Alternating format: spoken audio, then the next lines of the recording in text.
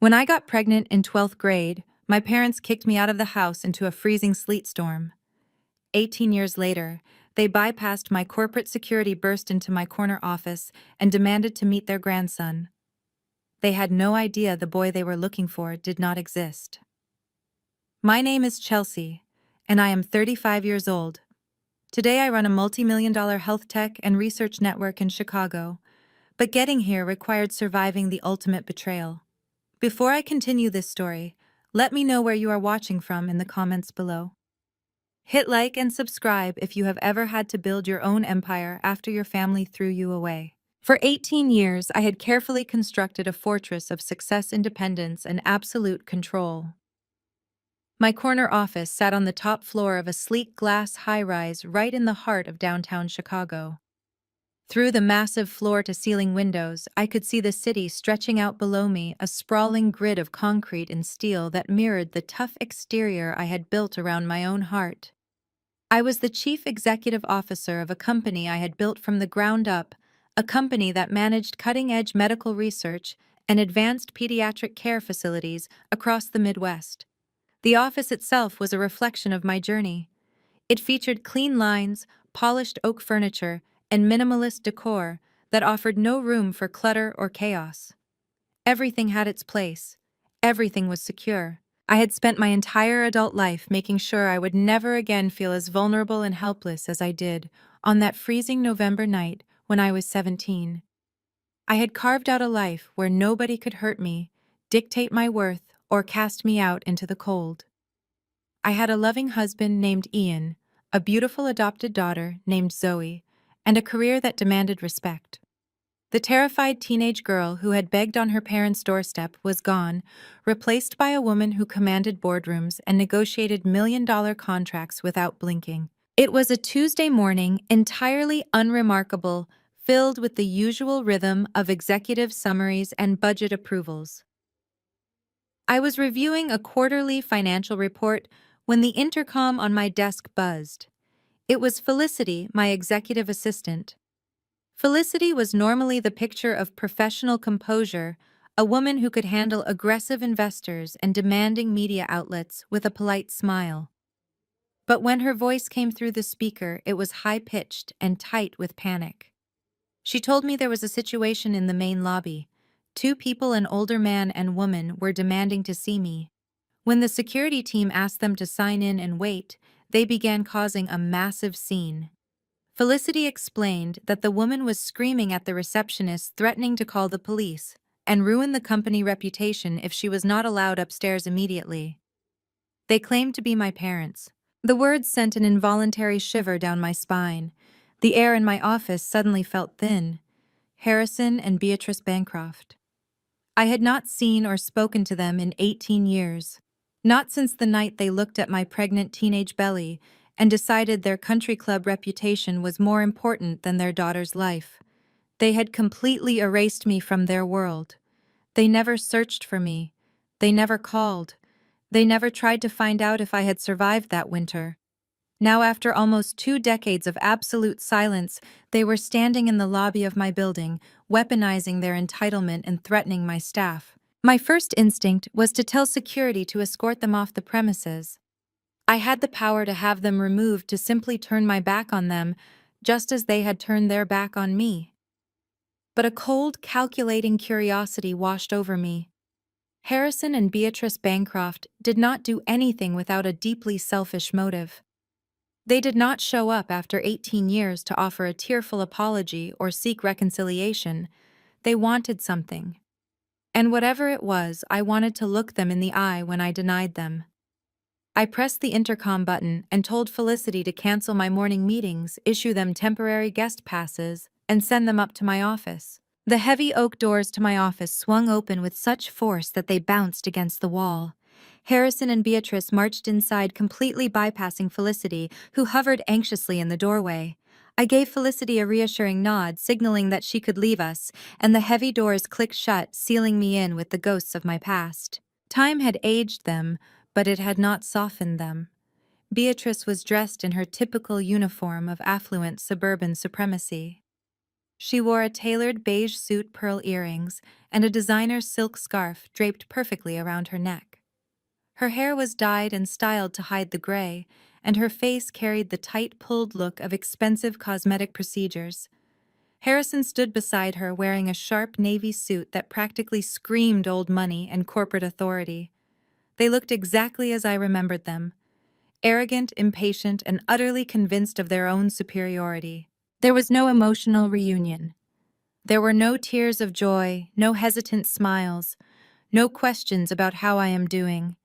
They did not look around my beautiful office with pride or amazement at what their discarded daughter had accomplished. They barely even looked at my face. They simply marched up to my desk with the righteous indignation of people who believe the world existed solely to serve their needs. Beatrice slammed her heavy designer handbag onto the polished surface of my desk. The loud smack echoed in the quiet room. She leaned forward, placing both hands flat on the wood, and glared at me with the exact same expression of disgust she had worn the night she threw me out. "Where is the boy?" she demanded. Her voice was sharp and commanding, completely devoid of any warmth. "We know you have him. Bring him out here right now. Cameron needs him." I remained perfectly still in my leather chair. I did not flinch, and I did not break eye contact. My mind worked rapidly, putting the pieces together. Cameron was my older brother. He was 38 years old now, and he had always been their golden child. He was the son who could do no wrong, the one who received the private tutors, the luxury cars, and the endless praise, while I was constantly criticized for falling short of their impossible standards. Suddenly the math became blindingly clear. They had not spent years tracking me down because they missed me. They had tracked me down because Cameron was sick. They needed a biological match. They knew that I had been pregnant when they threw me out 18 years ago. They had done the calculation and realized that the baby I carried would now be a healthy 18-year-old adult. An 18-year-old biological relative, the perfect genetic match for whatever disease was killing their precious golden boy. They did not want to see their daughter. They wanted to harvest bone marrow or an organ from the grandson they had abandoned before he was even born. The sheer breathtaking audacity of their demand settled over me. They had thrown a pregnant 17-year-old girl out into a sleet storm, leaving her to freeze or starve. And now they had the nerve to barge into my corporate headquarters and demand access to the child they had tried to discard. They expected me to just hand over an 18-year-old boy to save the brother who had stood by and watched me get kicked out. I looked at my mother's demanding face and then at my father, who was standing tall, with his arms crossed, fully expecting me to cower and obey, just like I did when I was a child. They thought I was still that weak, terrified teenager who desperately craved their approval. They thought they could bully their way into my life, take what they wanted, and leave again. Instead of breaking down, instead of yelling or expressing the deep rage boiling inside my chest, I simply smiled. It was a cold, calculated smile that clearly unsettled my father, causing him to uncross his arms and shift his weight. I slowly stood up from my leather chair, smoothing the invisible wrinkles from my tailored skirt. I calmly reached across the desk, closed my laptop, and picked up my car keys. "You want to see him?" I asked, keeping my voice smooth and perfectly polite. My parents exchanged a quick, triumphant look. They truly believed their intimidation tactics had worked perfectly. They thought they had broken my resolve in less than 5 minutes. "Follow me," I said, walking around the desk and heading straight for the heavy oak doors. "I will take you to him right now." As I walked past them toward the door, the scent of my mother's expensive perfume hit me. It was the same floral scent she wore on the days she used to host her charity luncheons, the same scent that lingered in the hallway after she told me I was an ugly disappointment who would ruin the family name. Breathing it in now did not make me want to cry. It only fueled the icy resolve hardening in my veins. Harrison cleared his throat, adjusting his expensive silk tie. "We do not have time for games, Chelsea. Cameron's condition is deteriorating rapidly. We need the boy tested immediately. We have already arranged for a private clinic to handle the extraction procedure." I kept my back to them as I opened my office door. They had already planned the medical procedures. They had already decided how they were going to use a boy they had never met. They viewed my supposed son not as a human being, not as their flesh and blood grandson, but as a convenient medical supply depot. A biological spare parts bank for the only child they actually cared about. I stepped out into the hallway and looked back at them. I assure you, Harrison, I am not playing games. I know exactly how urgent this is. Beatrice grabbed her designer bag, a look of supreme satisfaction plastered across her surgically tightened face. I am glad to see you have finally learned some responsibility, she said as she marched past me into the corridor. Family requires sacrifice, Chelsea. It is about time you did your duty for your brother. I smiled at her again, feeling the solid weight of my car keys in my hand. I led them toward the private executive elevator, my mind entirely focused on the destination ahead. They wanted to see the result of that freezing November night. They wanted to meet the child they had cast out into the dark. I was more than happy to oblige them. I was going to take them to the exact place where their cruelty had manifested, and I was going to watch their arrogant, entitled world crumble into dust. The elevator doors slid open and I stepped inside, gesturing for them to follow. The descent had begun. The elevator descent to the executive parking garage was suffocatingly silent. Harrison checked his heavy gold watch, tapping his Italian leather shoes against the polished floor. Beatrice examined her perfectly manicured nails, occasionally adjusting her silk scarf. Neither of them asked about my life. They did not ask how I managed to build a massive company from nothing. They did not ask if I was married, if I was happy, or how I had survived all these years. They simply waited in eager anticipation, treating the ride like a brief inconvenience before they could collect their prize. We reached the subterranean garage and I led them to my sleek black SUV. I unlocked the doors and Beatrice immediately slid into the front passenger seat, claiming the space with a familiar sense of absolute entitlement. Harrison climbed into the back, making a point to loudly admire the premium leather interior.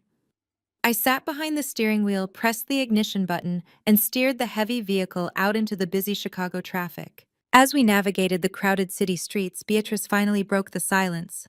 Her voice lacked any trace of motherly warmth. It was analytical and sharp, filled with the self-righteous justification she had always used to defend her cruelty. "You see, Chelsea, we knew what we were doing," Beatrice said, running a hand over the expensive dashboard. "Throwing you out was an act of tough love. It clearly built your character. Look at this car. Look at your office. If we had coddled you, if we had let you stay in our home with a baby, you would have ended up a miserable teenage mother working some minimum wage job. We forced you to succeed. We did you a favor." Harrison chimed in from the back seat, his tone entirely devoid of guilt. "Your mother is exactly right. We made a difficult parenting choice to protect the family reputation, and it paid off. And now you are in a perfect position to do your duty for your brother. Cameron has always been destined for greatness. He is a senior vice president now, you know. It is only fitting that you and your boy play a critical role in saving his life. After all, family takes care of family." I gripped the leather steering wheel tightly. The heater in the SUV was running, filling the cabin with warm air, but my blood felt like ice.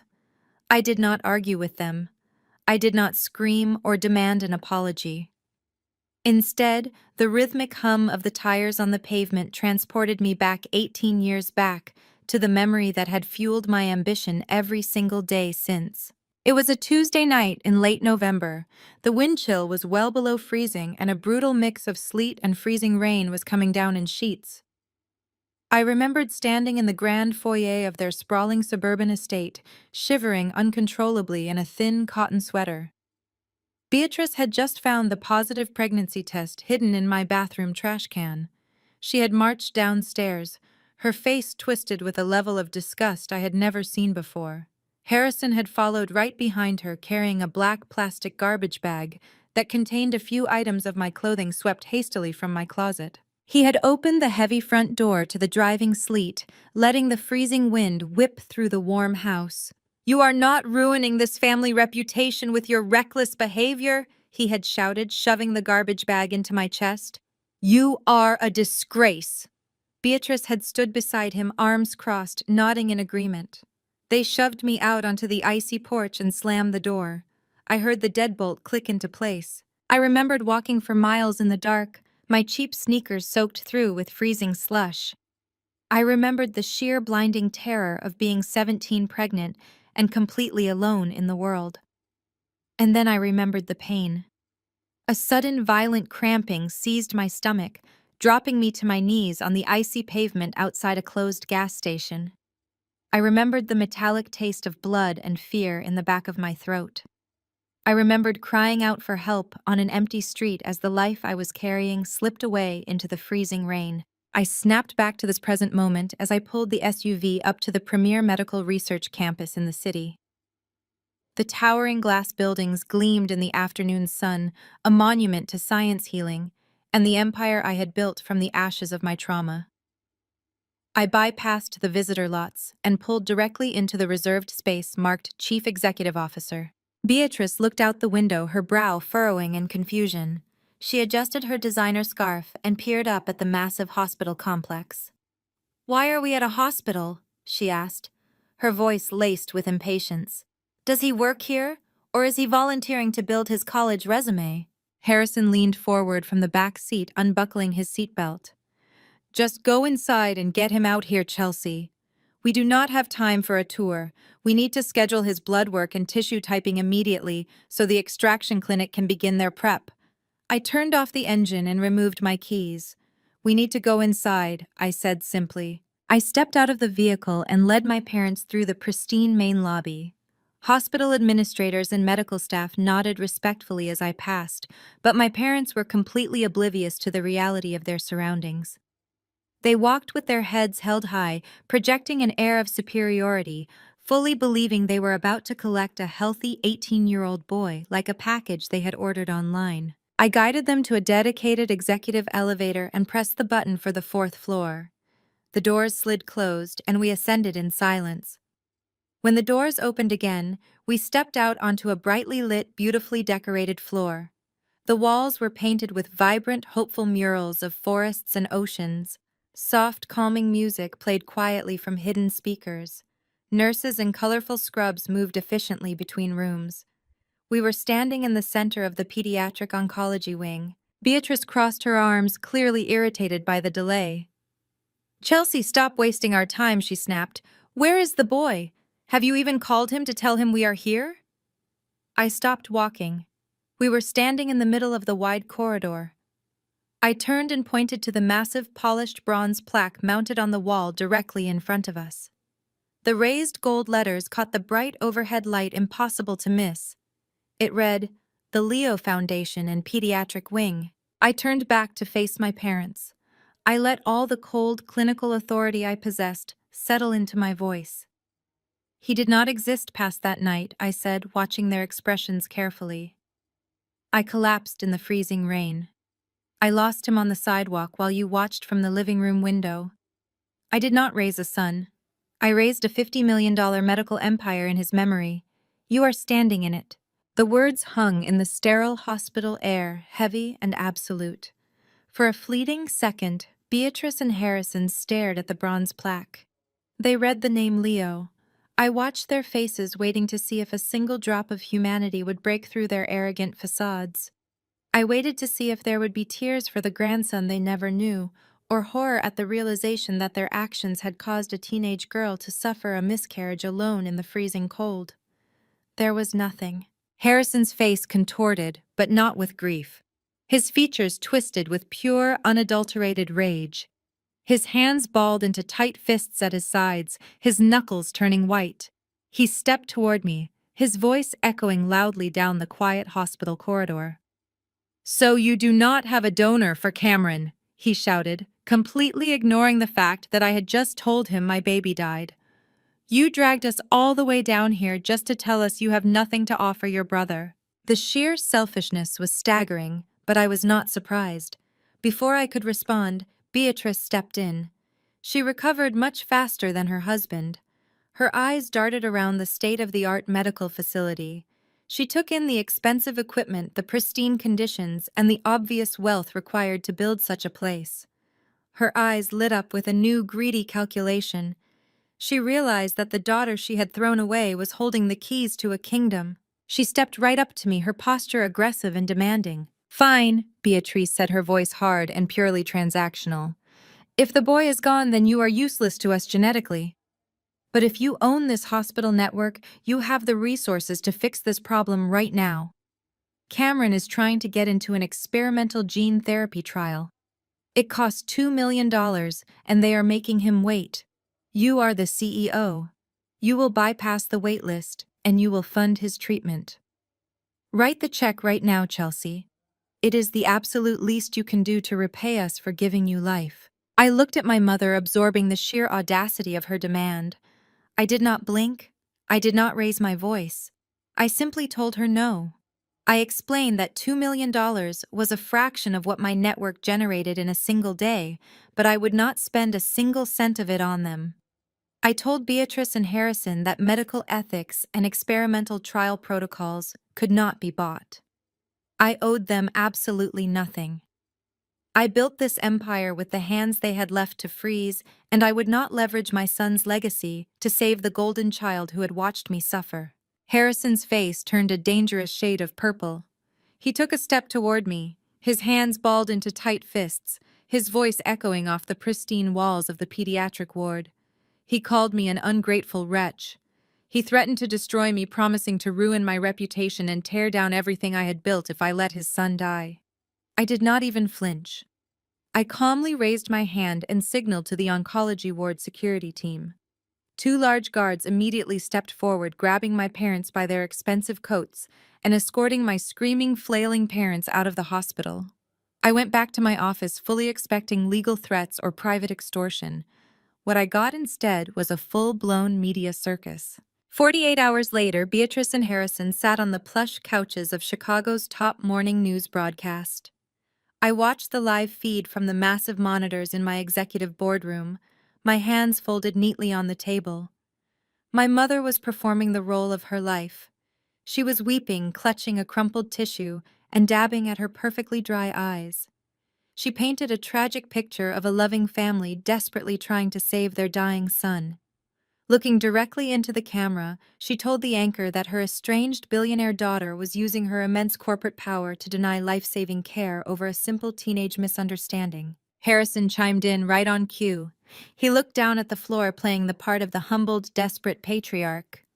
He claimed they had made mistakes in the past, admitting they were strict parents who only wanted the best for their rebellious teenage daughter. But then he raised his voice, demanding to know why a boy should die today because of a parenting mistake made almost 2 decades ago. They branded me a heartless corporate monster. They told the world that I was hoarding my wealth and weaponizing my hospital network to enact a petty, vindictive vendetta against my own flesh and blood. The fallout was instantaneous and catastrophic. My phone lit up with urgent, frantic messages from my public relations team. The viral interview caused absolute chaos across my company. The stock took an immediate hit. Social media platforms exploded with outrage, painting me as a villain who cared more about holding a grudge than saving a life. People who knew nothing about the freezing rain, the garbage bag of clothes, or the baby I lost on the sidewalk were suddenly demanding my resignation. Key investors, terrified of the bad press, began threatening to pull their funding from the Leo Foundation to distance themselves from the scandal. My board of directors called an emergency meeting that same afternoon. I sat at the head of the long mahogany table, listening as older, panicked executives demanded I fix the situation immediately. They did not care about the truth of what my parents had done to me. They did not care about my trauma or the loss of my child. They cared solely about the bottom line and the public optics. The lead board member, Mr. Montgomery, leaned forward and pressured me to quietly pay the $2 million for Cameron's experimental treatment. He framed it as a necessary public relations expense. He told me to just write the check, sign a non-disclosure agreement, and make the nightmare disappear before we lost our major pharmaceutical partners. I reminded the board that our experimental trials had strict, legally binding protocols. I told Mr. Montgomery that writing a check would not magically cure a patient, nor would it bypass the federal regulations governing our research. But the board was deaf to reason.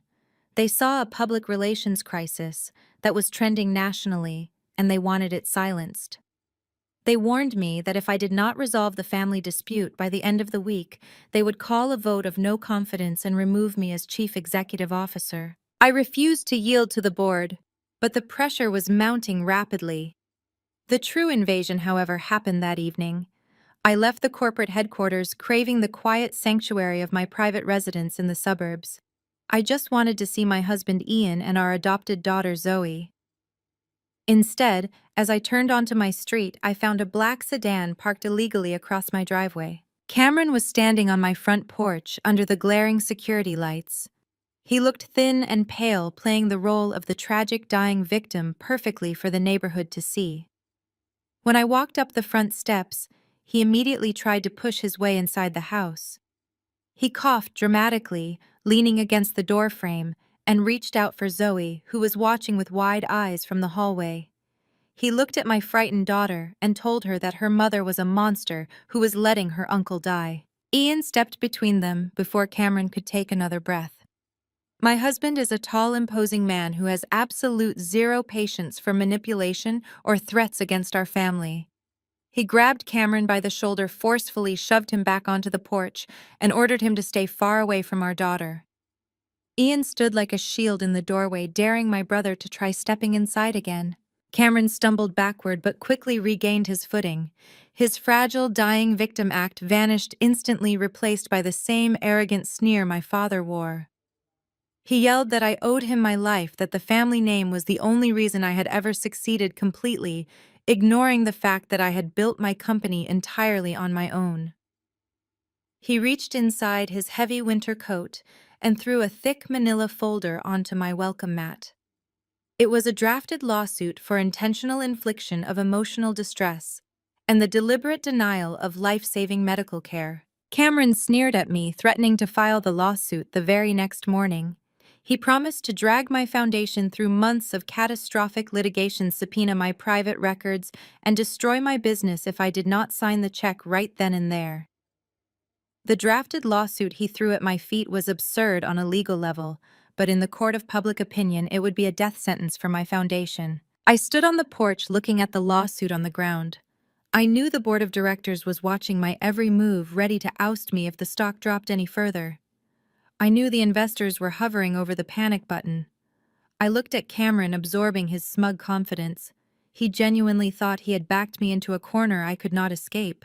I bent down, picked up the manila folder, and looked my brother dead in the eye.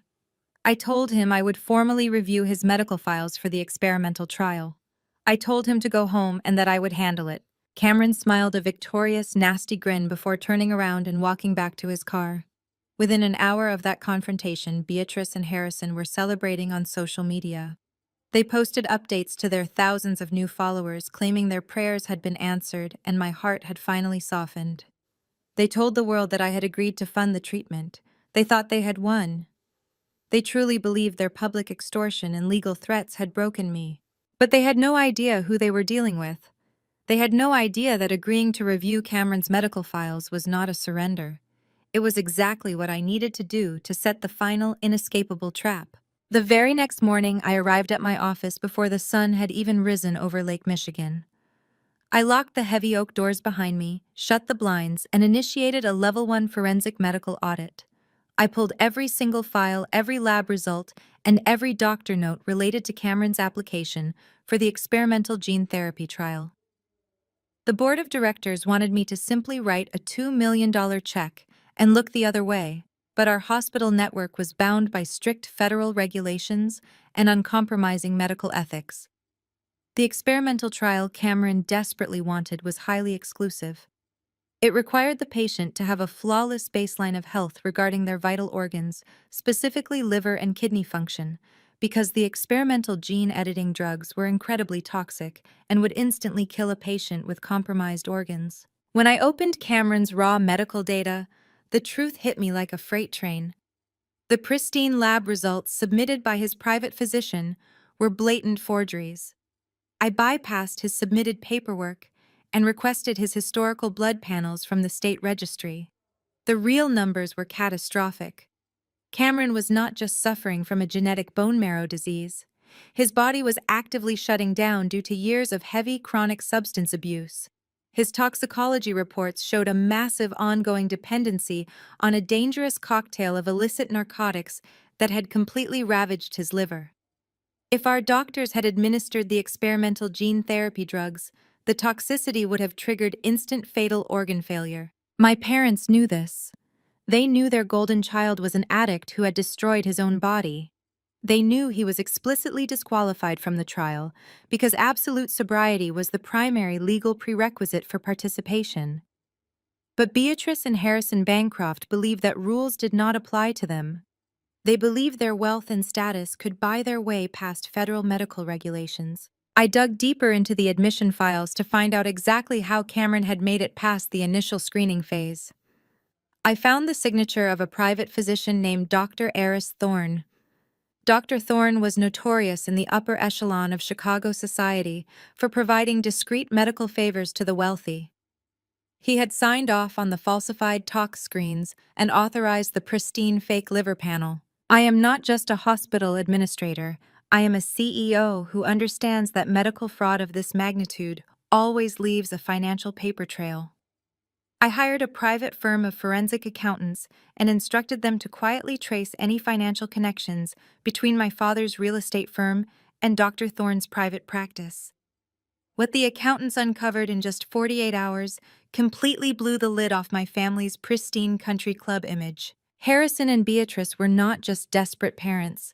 They were completely, utterly bankrupt. The accountants discovered that my parents had secretly taken out a third mortgage on their sprawling suburban estate. But even that massive influx of cash was not enough to cover Cameron's escalating drug debts, his luxurious lifestyle, and the exorbitant bribes required to buy off Dr. Thorne. To keep their golden boy afloat and to maintain their illusion of wealth, Harrison had been actively embezzling millions of dollars from his own commercial real estate firm. My father had set up a complex web of shell companies to funnel corporate funds directly into Cameron's private accounts and to pay the medical bribes. If his partners or investors ever found out, Harrison would not just face social ruin, he would face federal prison. I sat in my quiet office looking at the towering stack of financial documents and falsified medical records on my desk. The pieces of the puzzle had finally locked into place. My parents did not track me down because they believed I owed them a biological debt. They tracked me down because their stolen money was running out, their fraudulent medical scheme was on the verge of collapse, and they needed a $2 million bailout to cover their tracks. They wanted me to write the check to the hospital so they could quietly funnel their remaining embezzled funds into hiding before the federal auditors caught on to Harrison's crimes. They had tried to destroy me in the media. They had sent Cameron to terrorize my daughter on my front porch. They had threatened to dismantle my entire foundation with a frivolous, malicious lawsuit. They thought I was trapped by public opinion and corporate pressure. I picked up my phone and called my husband Ian. I told him everything I had found. Ian simply listened, his steady silence grounding me. When I finished, he asked me what I wanted to do. I told him I was going to give them exactly what they asked for. I was going to give them a public stage.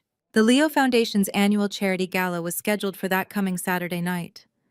It was the most prestigious medical fundraising event in the city, attended by Chicago's elite top medical board directors, major corporate investors, and a massive press corps. It was the perfect venue.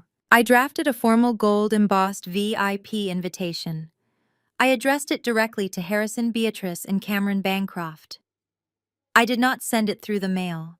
I sent it via a private uniformed courier to ensure it was handed directly to my mother. Inside the envelope, I included a handwritten note. The note stated that I had reviewed Cameron's files and that I would be making a public announcement regarding the immediate funding of his treatment during my keynote speech at the gala. I also requested that they sit at the front VIP table so they could join me on stage for the announcement. I knew my parents' psychology perfectly. They were so arrogant, so blinded by their own narcissism, that they would never suspect a trap. They would see the VIP invitation as a total surrender. They would assume the media pressure had broken me, and that I was desperate to save my public image by giving them exactly what they wanted. I could easily picture them sitting in their heavily mortgaged house, popping champagne they could not afford, and celebrating their victory.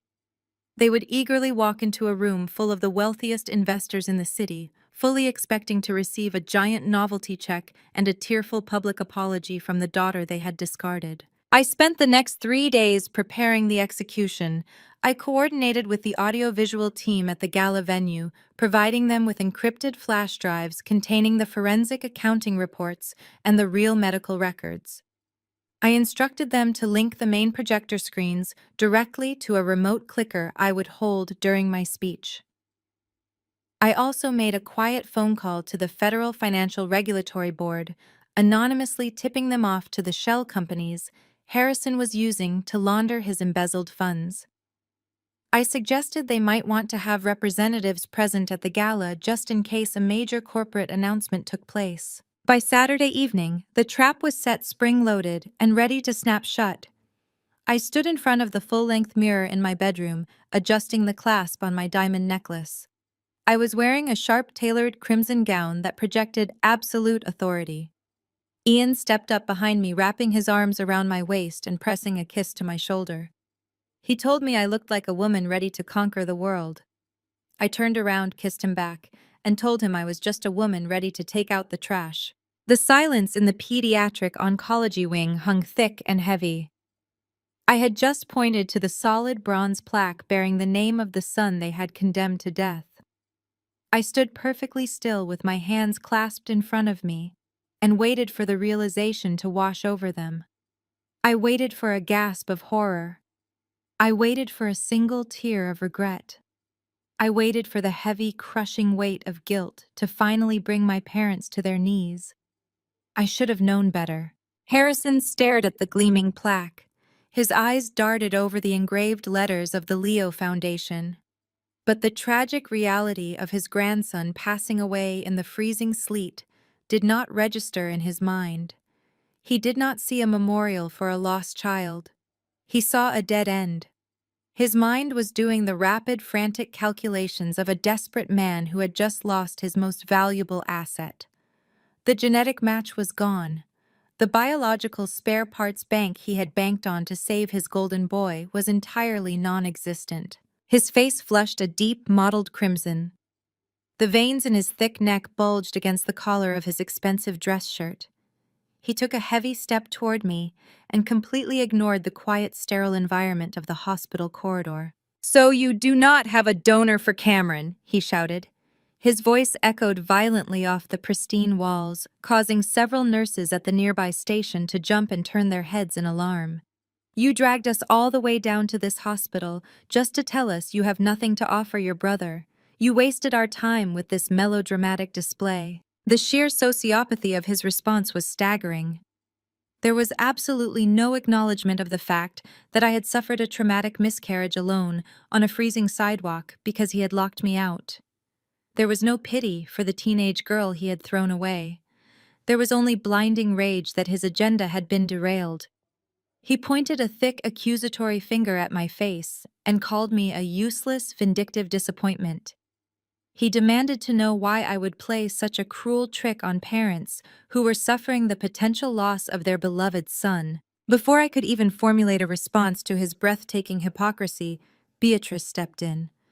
My mother always recovered much faster than my father. While Harrison was blinded by his immediate anger, Beatrice was a master of tactical pivoting. Her sharp eyes darted away from the memorial plaque and scanned the corridor. She took in the state-of-the-art medical equipment visible through the glass doors of the treatment rooms. She noticed the immaculate condition of the facility, the high-end architectural finishes, and the sheer scale of the pediatric wing. She noticed the way the hospital staff had respectfully kept their distance, clearly deferring to my ultimate authority as the chief executive officer. Her mind shifted gears with terrifying speed. If I had no biological asset to harvest, I clearly had a massive financial asset to exploit. She stepped directly in front of Harrison and placed a manicured hand flat against his chest to silence his shouting. She turned to face me and her eyes gleamed with a fresh, predatory light. "Fine," Beatrice said. Her tone was brisk and entirely unbothered by the revelation of my dead child. If the boy is gone, then you are useless to us genetically. But clearly you have done incredibly well for yourself. If you own this entire hospital network, you have the unlimited resources to fix this problem right now. She took a step closer, invading my personal space, trying to use the same physical intimidation she had used when I was a child. She explained that Cameron was trying to get into a highly exclusive experimental gene therapy trial. It was a revolutionary treatment that could potentially rebuild his failing bone marrow. The problem, she stated with immense irritation, was the cost and the bureaucracy. The treatment required a payment of $2 million, and the medical board had placed Cameron on a lengthy wait list behind dozens of other patients. "You are the chief executive officer of a massive medical empire," she demanded, her voice dripping with entitlement. "You have the authority to bypass that wait list immediately. You will place your brother at the very front of the line, and you will fund his experimental treatment today. Write the check, Chelsea."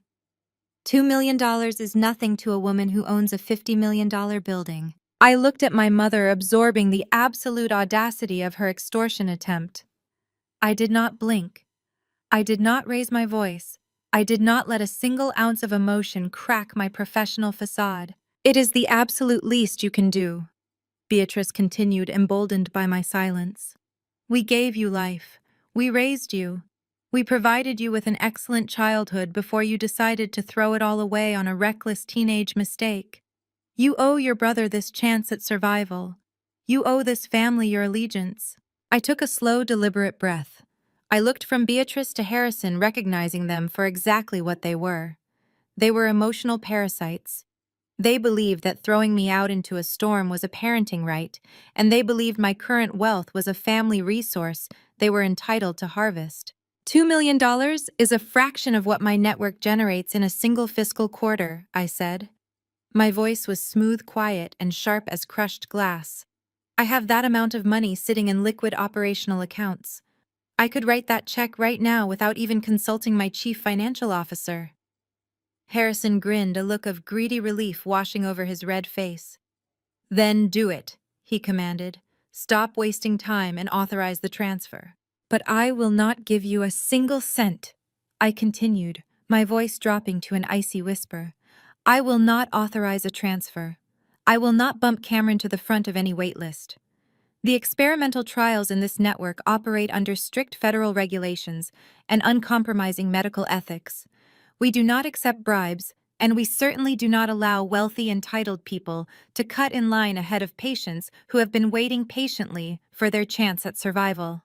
Beatrice gasped, clutching her designer handbag as if I had physically struck her. "You would let your own brother die over some ridiculous hospital protocol. My brother died to me 18 years ago when he stood in the warm hallway and watched you shove me out into the ice," I replied. "You have no power here. You have no authority. I built this entire empire with the bare hands you left to freeze. I built it to honor the child you tried to erase. I will absolutely not leverage his legacy to save a golden child who never lifted a single finger to help me. Cameron will wait in line just like everyone else. And if he cannot afford the $2 million price tag, then I suggest you figure out a payment plan." Harrison lost whatever tiny shred of composure he had left. He lunged forward, stopping just inches from my face. "You arrogant, ungrateful little brat!" He spat a spray of saliva, hitting the air between us. "You think because you wear a fancy suit and own a building that you can talk down to us. We will destroy you. We will tear down this entire hospital and everything you have built." Beatrice quickly joined his offensive, realizing her extortion tactic had failed. She pointed her finger directly at my chest. "If you do not fund his treatment by tomorrow morning, we will go straight to the media. We will contact every news station in Chicago. We will tell the whole city that you are a heartless, vindictive monster who is using her corporate wealth to let her own brother suffer and die. We will paint you as a sociopath. Your precious board of directors will throw you out the second your company's stock tanks from the public outrage. You will lose everything all over again." I did not argue with their threats. I knew they meant every single word. They were desperate, cornered, and deeply vindictive. They would absolutely try to burn my life to the ground. But I was no longer a scared 17-year-old girl begging for shelter.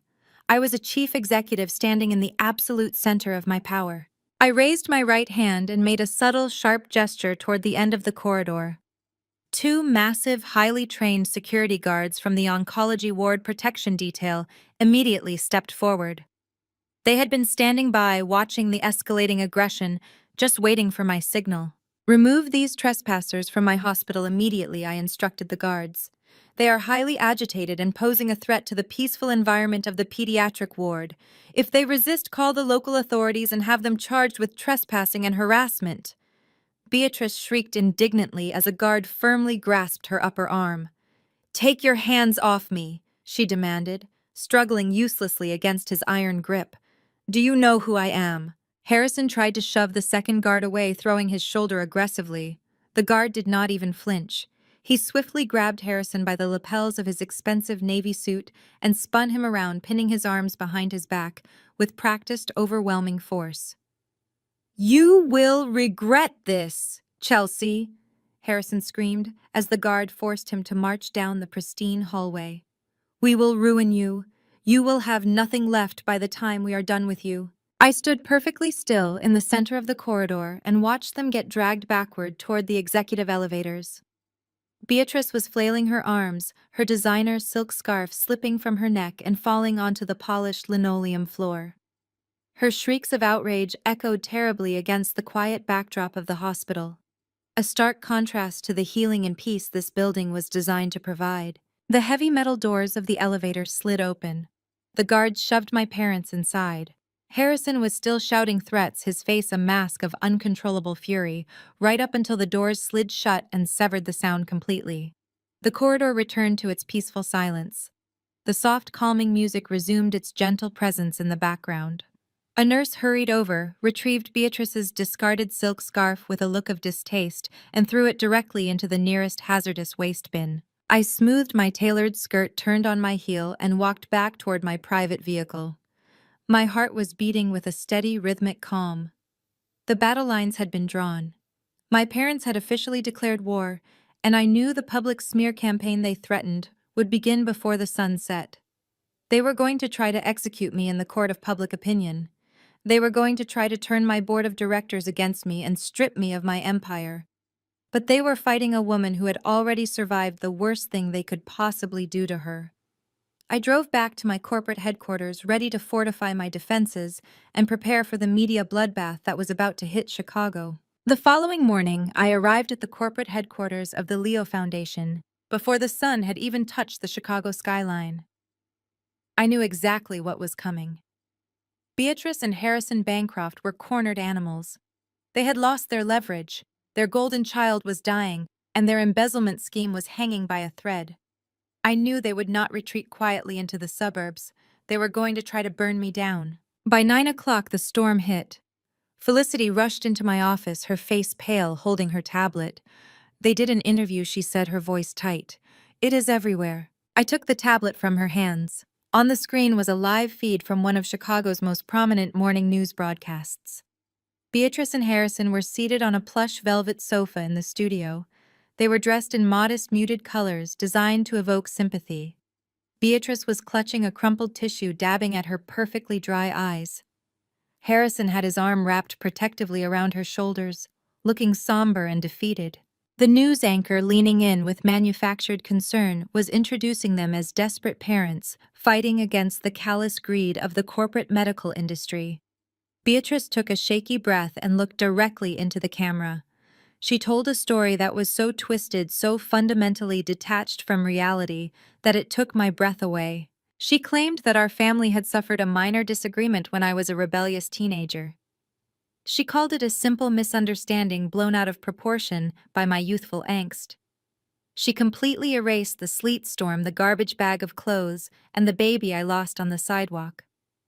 Instead, she painted a picture of strict but loving parents who had always supported my ambitions. She told the anchor that my brother Cameron was suffering from a devastating fatal illness. She wept as she explained that there was a revolutionary experimental treatment available, a treatment that could save his life today. Then came the dagger. Harrison took over, his voice thick with rehearsed emotion. He claimed that I, his estranged billionaire daughter, was the CEO of the hospital network controlling that very treatment. He told the audience that we had gone to my office and begged on our hands and knees for my help. He claimed that I had laughed in their faces. He stated that I was weaponizing my corporate power to deny my own brother life-saving care out of sheer vindictive spite over a childhood grudge. They portrayed me as a sociopath, a heartless corporate monster hoarding my wealth while my flesh and blood suffered. They manipulated the narrative flawlessly, playing the ultimate victims. They never mentioned the $2 million price tag. They never mentioned the medical protocols or the waiting list. They simply told the world that I had the cure in my hands and was choosing to let my brother die. The fallout was immediate and catastrophic. The interview went viral within an hour. The narrative was perfect for the outrage machine of social media. The hashtag Boycott Leo Foundation began trending nationally. My phone exploded with notifications. Key investors, terrified by the sudden onslaught of negative press, began calling my chief financial officer, threatening to pull their funding. Public relations firms contacted us, warning that the damage to our brand could be irreparable if we did not issue an immediate apologetic statement. The board of directors panicked. They were men and women who cared deeply about the bottom line, and the bottom line was currently plummeting. Mr. Montgomery, the lead board member, called an emergency meeting that afternoon. He bypassed my office entirely and summoned the board to the main conference room.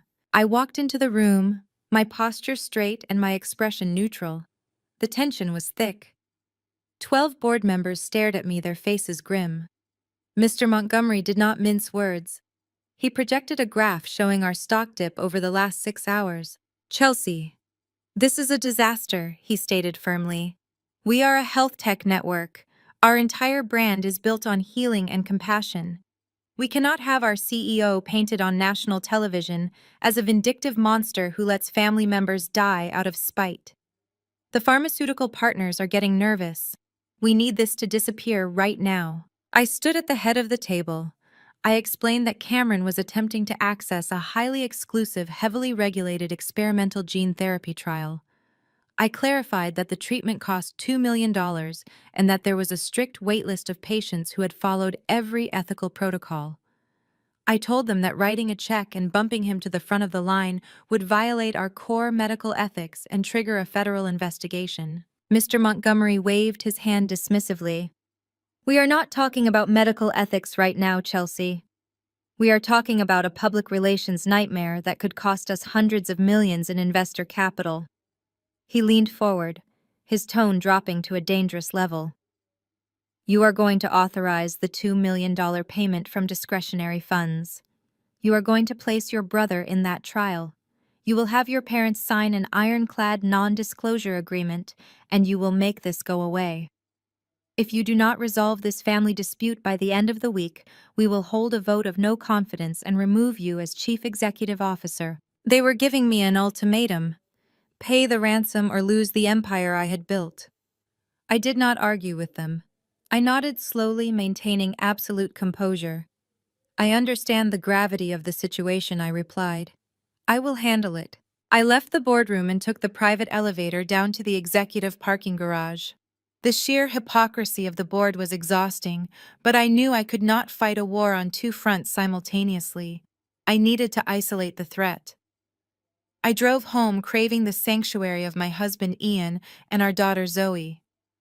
I needed to see the people who actually loved me, the family I had chosen. I turned onto my quiet suburban street, expecting to find the peaceful refuge I had built. Instead, I saw a sleek black sedan parked aggressively across my driveway, blocking access to the garage. A man was standing on my front porch, illuminated by the harsh glare of the security lights. It was Cameron. My brother looked frail. He was wearing a heavy winter coat, hunched over and shivering dramatically.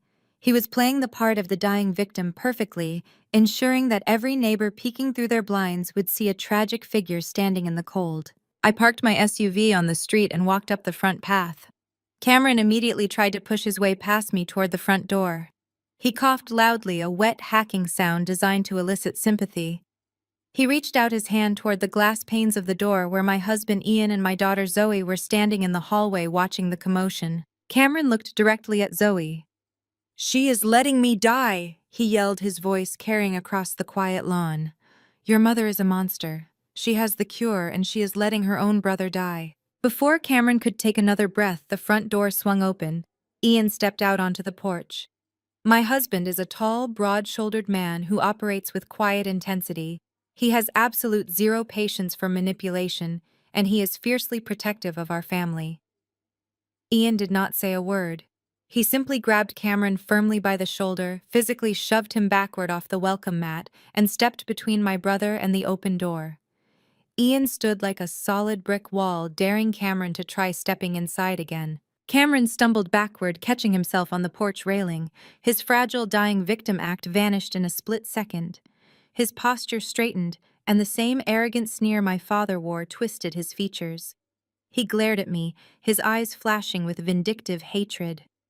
"You owe me, Chelsea," he shouted, pointing a finger at my chest. "You owe this family everything. The only reason you ever succeeded was because of the education and the name we gave you." He reached inside his heavy coat and pulled out a thick manila folder. He threw it violently onto my welcome mat. It landed with a heavy slap against the concrete. "That is a drafted lawsuit," Cameron sneered, his voice dripping with malice. "Intentional infliction of emotional distress and the deliberate denial of life-saving medical care. My lawyers are ready to file it tomorrow morning. We will drag your precious foundation through months of catastrophic litigation. We will subpoena your private records, leak every detail to the press, and completely destroy your business if you do not sign that check tonight." The lawsuit was legally absurd. No court would ever hold me personally responsible for denying a relative an experimental medical treatment. But Cameron was not trying to win a legal battle. He was trying to win a public relations war. He knew the board of directors was watching my every move. He knew the investors were hovering over the panic button. In the court of public opinion, a high-profile lawsuit filed by a dying brother would be a death sentence for my foundation's stock value. I looked at Cameron, absorbing his smug, triumphant confidence. He genuinely believed he had backed me into an inescapable corner. He thought he had outsmarted me. He thought the media pressure and the board's ultimatum had left me totally powerless. I bent down and picked up the manila folder. I felt the rough texture of the paper under my fingertips. I looked my brother dead in the eye, channeling every ounce of cold authority I possessed. "I will formally review your medical files for the experimental trial tomorrow morning," I said, my voice steady and completely devoid of emotion. "Go home, Cameron. I will handle it." Cameron smiled. It was a victorious, nasty grin that mirrored my mother's exactly. He turned around, walked back to his car, and drove away into the night. Within an hour of that confrontation, Beatrice and Harrison were celebrating on social media. They posted tearful updates to their thousands of new followers, claiming their prayers had been answered. They told the world that my heart had finally softened, and that I had agreed to review the files and fund the treatment. They truly believed their public extortion had broken me. They had no idea that agreeing to review Cameron's medical files was not a surrender. It was the first crucial step in setting a trap that would absolutely annihilate them. The next morning, I arrived at the corporate headquarters of the Leo Foundation, long before the sun had even begun to rise over Lake Michigan. The city was still bathed in a cold, pre-dawn darkness. The media vans were already parked on the street below their satellite dishes, raised like weapons aimed directly at my building. News anchors were standing on the sidewalks holding microphones and practicing their tragic lines about the heartless billionaire CEO who was letting her brother die. The public smear campaign my parents had orchestrated was running at maximum velocity. But inside the glass walls of my corner office, there was only absolute silence and total control. I locked my heavy oak doors, drew the electronic blinds, and booted up my secure workstation. The board of directors had given me an ultimatum. They wanted me to write a $2 million check, bury the public relations nightmare, and quietly fold under my parents' extortion. They wanted me to violate federal medical protocols just to appease the angry mob on social media. But I was not going to write a check. I was going to perform a forensic execution. I bypassed the standard administrative access portals and logged directly into the highest tier of our medical network mainframe using my primary CEO clearance. I opened the digital application portal for the experimental gene therapy trial that Cameron was desperately trying to enter. The trial was the crown jewel of our research division. It utilized a highly volatile revolutionary viral vector designed to rebuild failing bone marrow at the cellular level.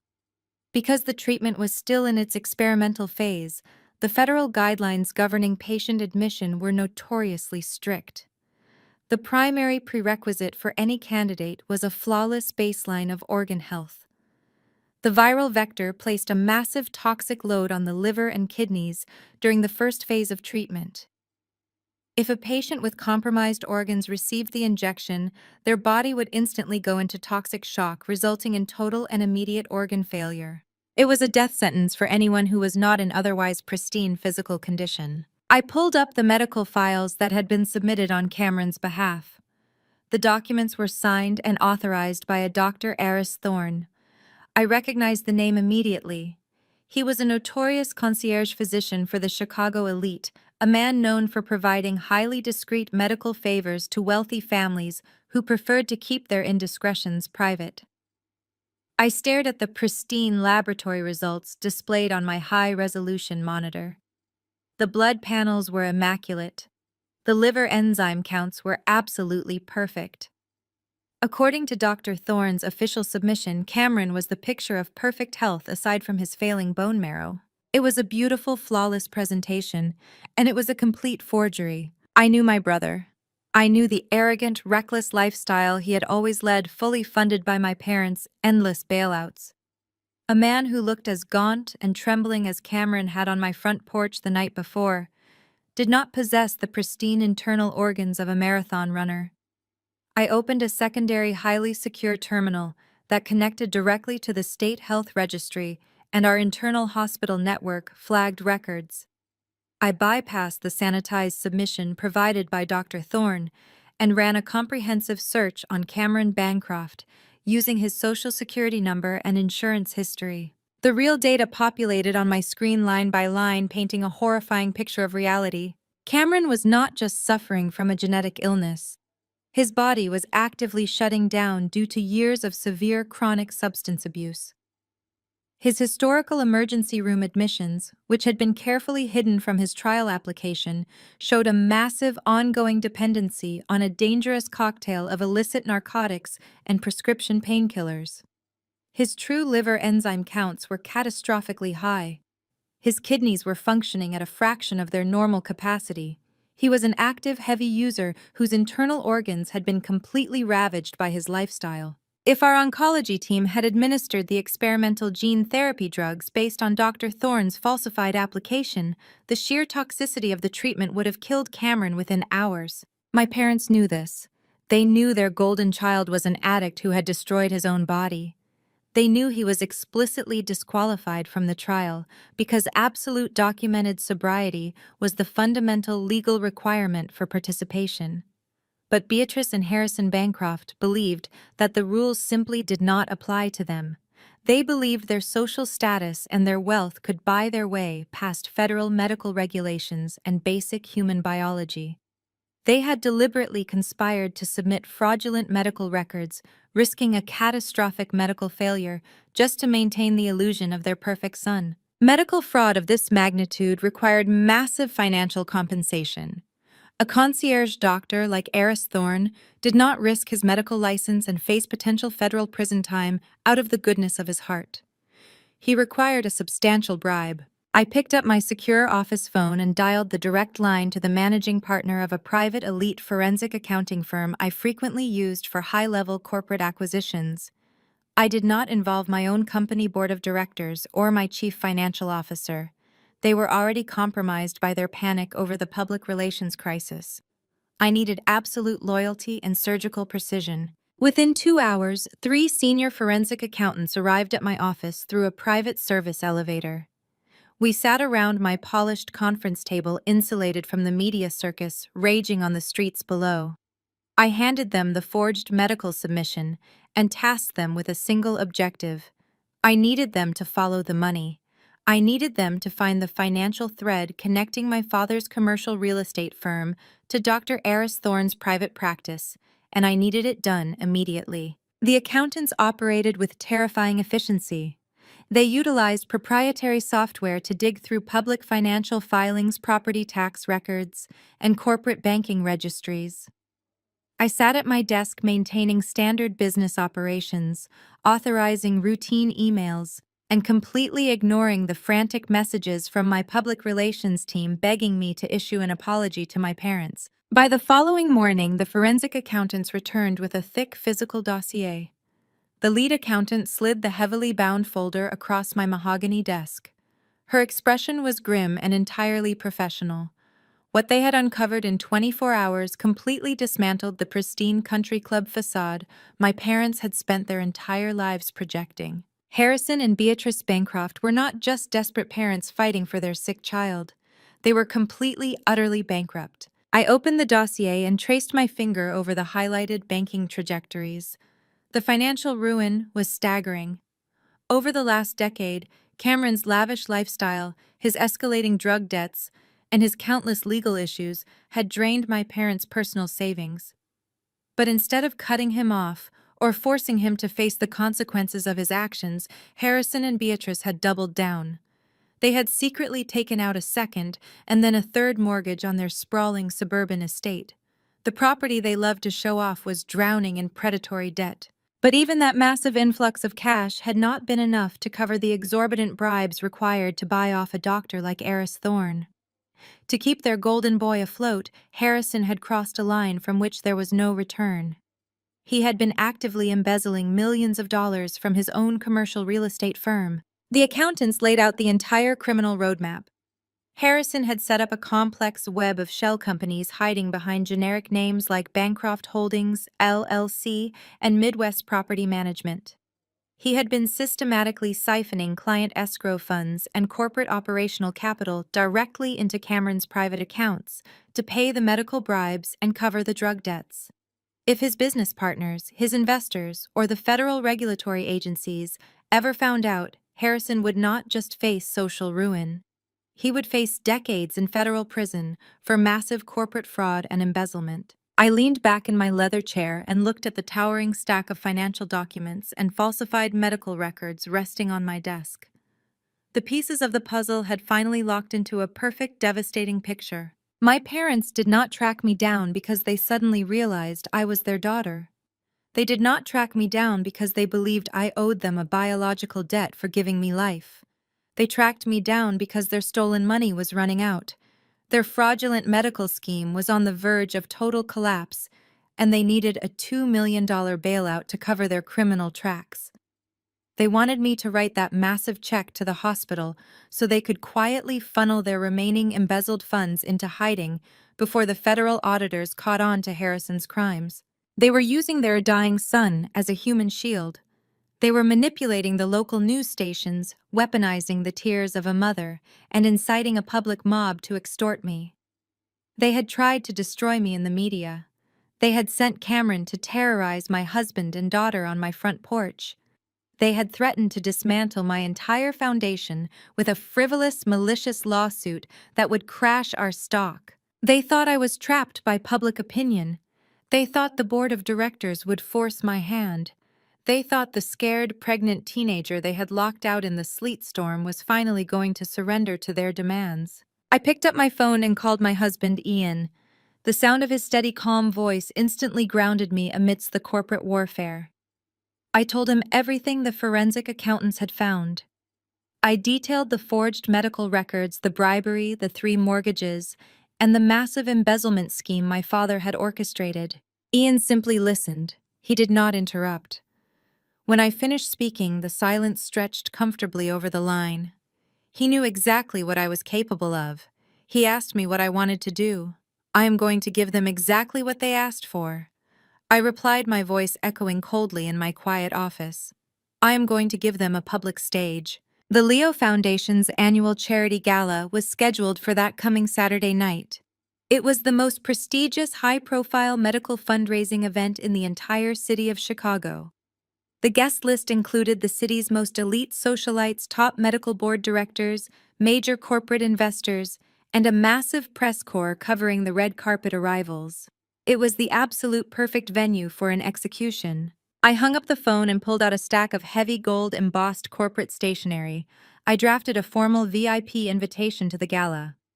I addressed it directly to Harrison Beatrice and Cameron Bancroft. I did not send it through the mail. I sent it via a private uniformed courier to ensure it was handed directly into my mother's hands at her heavily mortgaged front door. Inside the envelope, I included a handwritten note written on my personal CEO letterhead. The note stated that I had formally reviewed Cameron's medical files just as I had promised him on my porch. I told them that the public pressure had been heard and that I would be making a public announcement regarding the immediate funding of Cameron's treatment during my keynote speech at the gala. I also requested that they sit at the front VIP table so they could join me on stage for the grand announcement. I knew my parents' psychology perfectly. They were so arrogant, so utterly blinded by their own narcissism and entitlement that they would never suspect a trap. They would see the VIP invitation as a total unconditional surrender. They would assume the intense media pressure and the threat of the lawsuit had broken me. They would believe that I was desperate to save my public image and my position as CEO by giving them exactly what they wanted. I could easily picture them sitting in their bankrupt house popping expensive champagne they could not afford and celebrating their victory over their disowned daughter. They would eagerly walk into a room full of the wealthiest investors in the city, fully expecting to receive a giant novelty check, a standing ovation from the crowd, and a tearful public apology from me. They had no idea that they were walking straight into a slaughterhouse. The massive gears of my trap were finally in motion, but the reality of the impending gala weighed heavily on my shoulders as I left the corporate headquarters that evening. I had spent the last 48 hours executing a forensic medical audit, uncovering massive embezzlement, and choreographing the ultimate public execution of my parents. I was completely drained. I directed my driver to navigate away from the flashing cameras of the news vans still swarming the hospital network building, craving the quiet sanctuary of my private residence in the northern suburbs. I just wanted to cross my threshold, lock the world outside, and be with the family I had actively chosen. My home was the complete opposite of the cold, superficial mansion I had grown up in. It was a place filled with warmth, laughter, and absolute safety. As I pulled into the private gated driveway, the soft amber lights of the house welcomed me. I parked in the garage and stepped inside, immediately breathing in the comforting scent of roasting garlic and fresh herbs. My husband Ian was standing at the kitchen island helping our 10-year-old adopted daughter Zoe with a sprawling science project. Ian looked up, his strong, familiar features instantly relaxing into a warm smile. He wiped his hands on a kitchen towel and walked over to wrap me in a grounding embrace. Zoe abandoned her cardboard solar system and ran to hug my waist. For a few precious minutes, the corporate ultimatums, the viral smear campaigns, and the toxic history of the Bancroft family ceased to exist. I was simply a mother and a wife in the safest place on earth.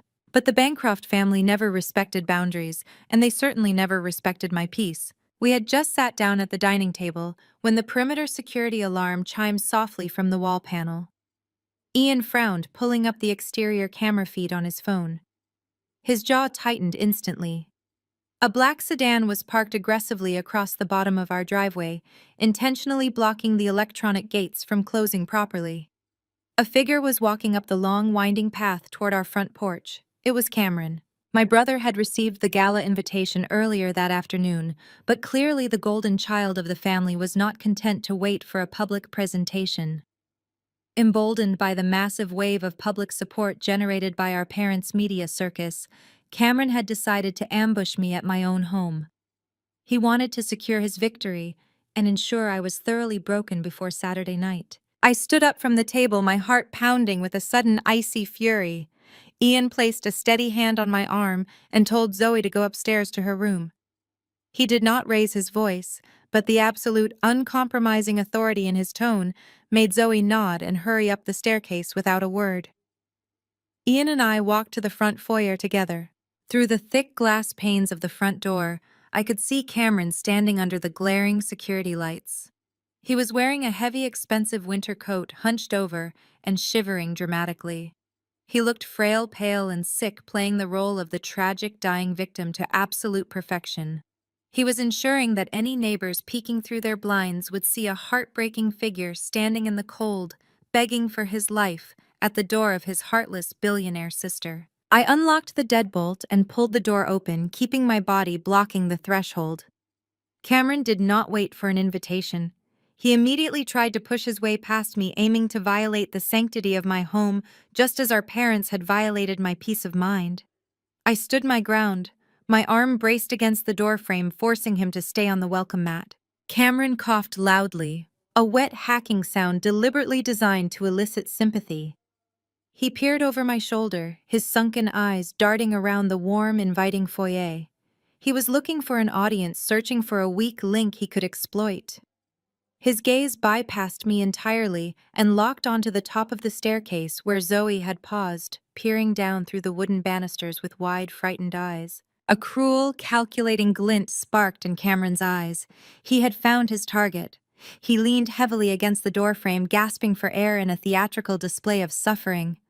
He looked directly at my terrified 10-year-old daughter and raised his voice, ensuring it carried through the entire house. "Your mother is a monster!" Cameron yelled, his voice laced with venom and false agony. "She has the cure to save my life, and she is letting me die. You need to know that the woman raising you is a murderer. She is letting her own flesh and blood rot away out of pure spite." The sheer breathtaking malice of his words hung in the air. He was actively trying to traumatize a child he had never met, attempting to poison my daughter's mind, simply to gain psychological leverage over me. He wanted to tear down the safety of my home and infect it with the same toxic cruelty that had defined my childhood. Before Cameron could draw another breath to spew his poison, Ian moved. My husband is a man who operates with quiet intensity. He does not posture and he does not make empty threats. When it comes to the safety of our daughter and the sanctity of our home, Ian is an immovable force of nature. He stepped past me, his broad shoulders completely blocking Cameron's view of the staircase. Ian did not yell. He did not engage in a screaming match. He simply reached out, grabbed the thick lapels of Cameron's heavy winter coat, and forcefully shoved my brother backward. Cameron stumbled off the welcome mat, his dramatic coughing completely forgotten in his sudden panic. He scrambled backward, catching himself awkwardly against one of the stone pillars of the porch. Ian stepped out onto the porch, towering over my brother. "If you ever speak to my daughter again," Ian said, his voice dropping to a terrifying absolute calm, "I will not bother calling the police. You will leave this property right now and you will never return. Do you understand me?" Cameron shrank back, visibly intimidated by the sheer physical and protective presence of my husband. The fragile dying victim act vanished in a split second. Deprived of his ability to manipulate a child and faced with a man who would not tolerate his bullying, Cameron's true nature surfaced. The pathetic facade melted away, replaced by the same arrogant, entitled sneer that my father wore. He glared at Ian, then shifted his hateful gaze to me. "You owe me, Chelsea," he shouted safely out of Ian's reach. "You owe this family everything. The only reason you have this house, this company, or your pathetic little life is because of the education and the name we provided. You are nothing without the Bancroft legacy." He completely ignored the reality that they had stripped me of that name, thrown me into the freezing rain, and left me for dead. He genuinely believed his own twisted narrative. Cameron reached inside his heavy winter coat and pulled out a thick, legal-sized manila folder. He threw it violently onto the porch. It landed with a heavy slap against the concrete, sliding to a stop right at the edge of my welcome mat. "That is a drafted civil lawsuit," Cameron sneered, his voice dripping with malice. "My lawyers drew it up this afternoon. Intentional infliction of emotional distress and the deliberate, malicious denial of life-saving medical care." He pointed a shaking finger at me. "We are not going to wait for your little charity gala announcement to see if you are actually going to pay up. You are going to sign the authorization for my treatment tonight. If you do not agree to release the $2 million by tomorrow morning, my lawyers will file that lawsuit in federal court. We will drag your precious Leo Foundation through months of catastrophic litigation. We will subpoena your private communications leak every detail of your stubborn cruelty to the press and completely destroy your company's stock. The lawsuit he had thrown at my feet was legally absurd. I knew it, and any competent judge would know it. No court in the country would ever hold a hospital network CEO personally civilly liable for a relative failing to qualify for a highly regulated experimental medical trial. But Cameron was not trying to win a legal battle in a courtroom. He was trying to execute a public relations massacre. He knew the board of directors was watching my every move with mounting panic.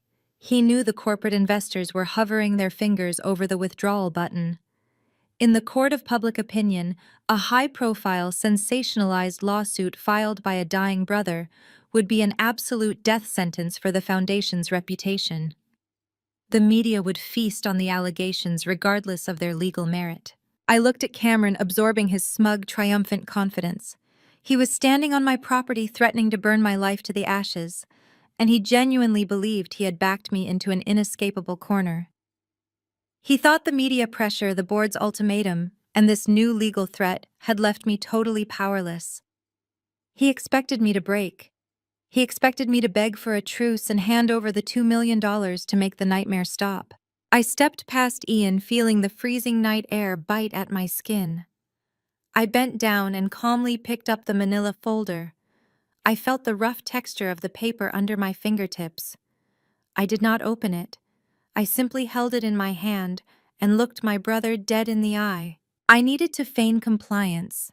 I needed him to believe he had won, so he and my parents would walk blindly into the execution I had prepared for them at the gala. If I fought him now, they might retreat. They might suspect I had discovered their embezzlement and their medical fraud. I had to let them think they were the smartest people in the room. I let my shoulders drop slightly, mimicking the posture of a defeated woman. I allowed a heavy, exhausted sigh to escape my lips. "Fine, Cameron," I said, keeping my voice quiet and devoid of any fight. "I hear you. The board of directors is already pressuring me. You have made your point perfectly clear. I will formally review your medical files with the trial coordinators tomorrow morning. I will process the authorization. Go home. I will handle it just like I said in the invitation." Cameron's face lit up with a victorious, nasty grin that mirrored my mother's exactly. He thought he had completely crushed me. He thought his intimidation tactic had secured the $2 million bailout that would save him and cover up my father's massive embezzlement. "See you at the gala, little sister," he mocked, turning around and walking back down the driveway toward his illegally parked sedan. Ian put his arm around my waist and pulled me back inside the warm house. He locked the heavy front door, securing our sanctuary once again.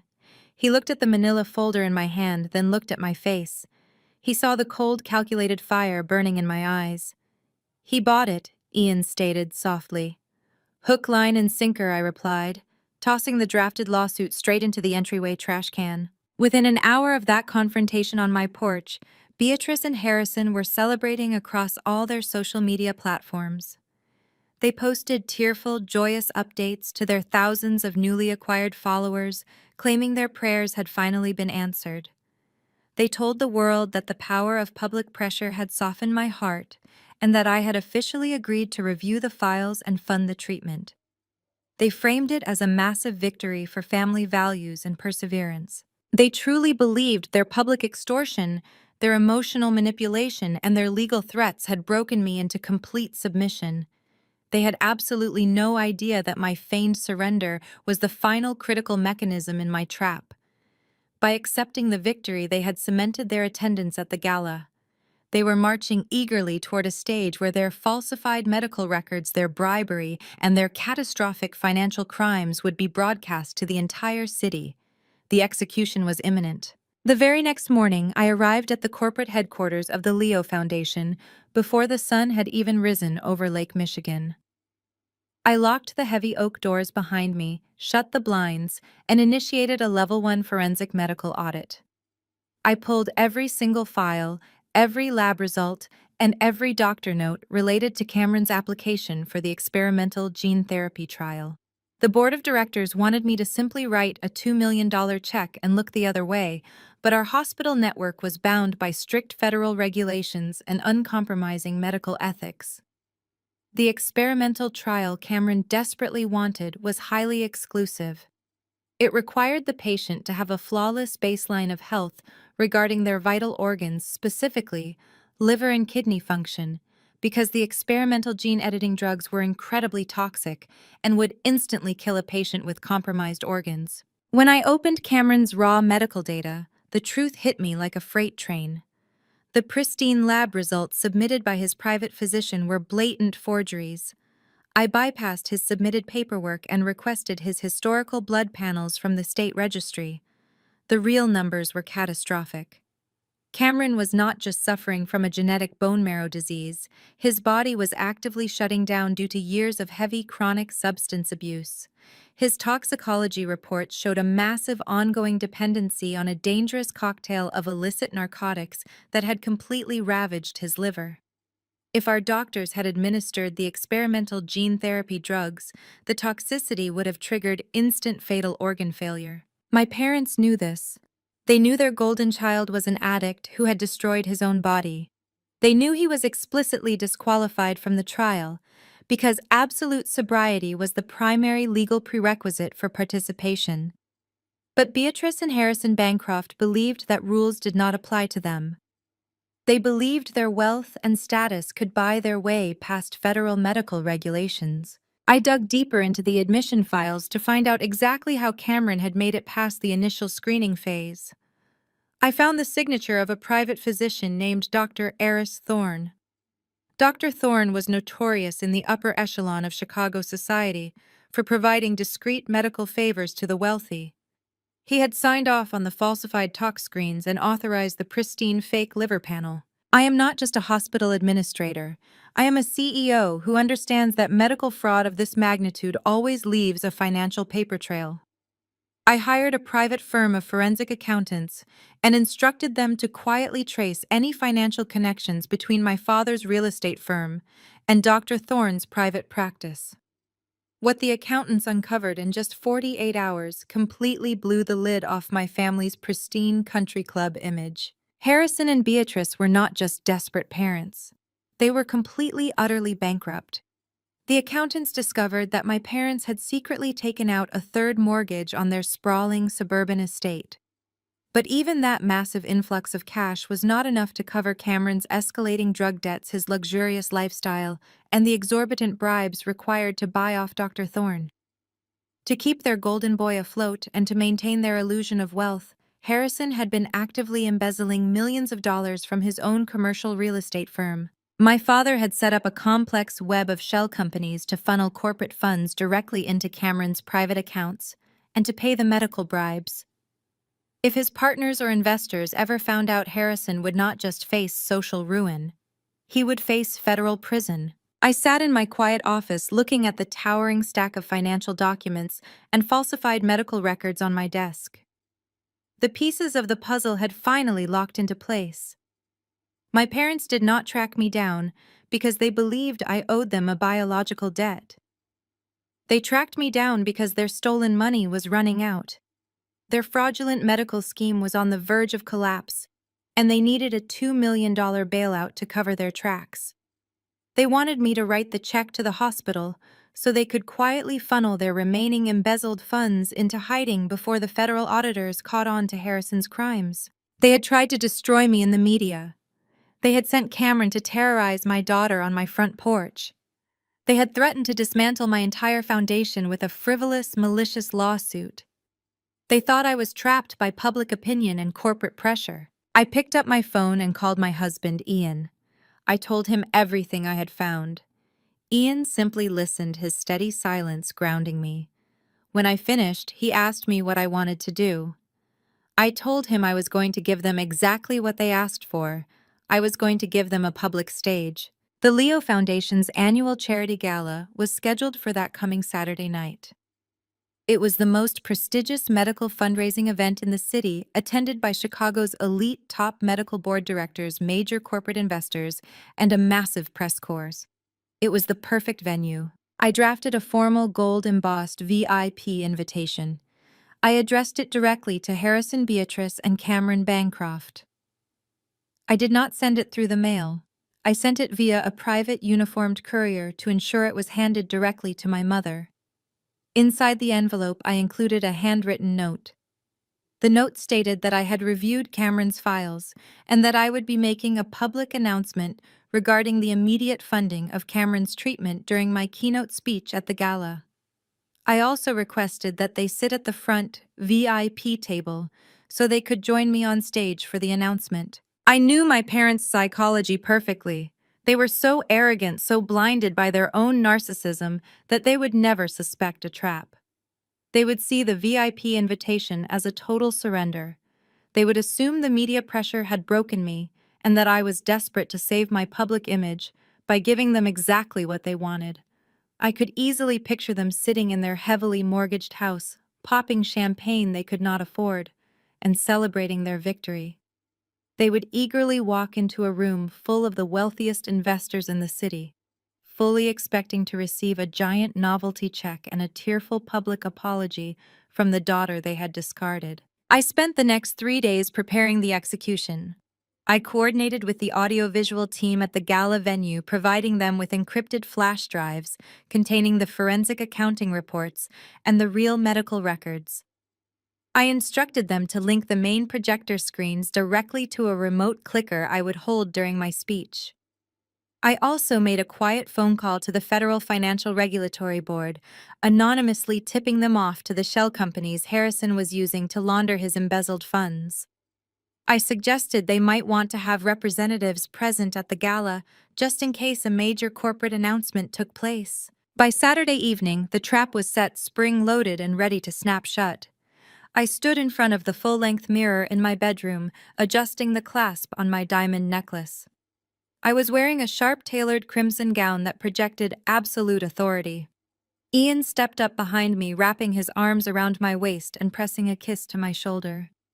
He told me I looked like a woman ready to conquer the world.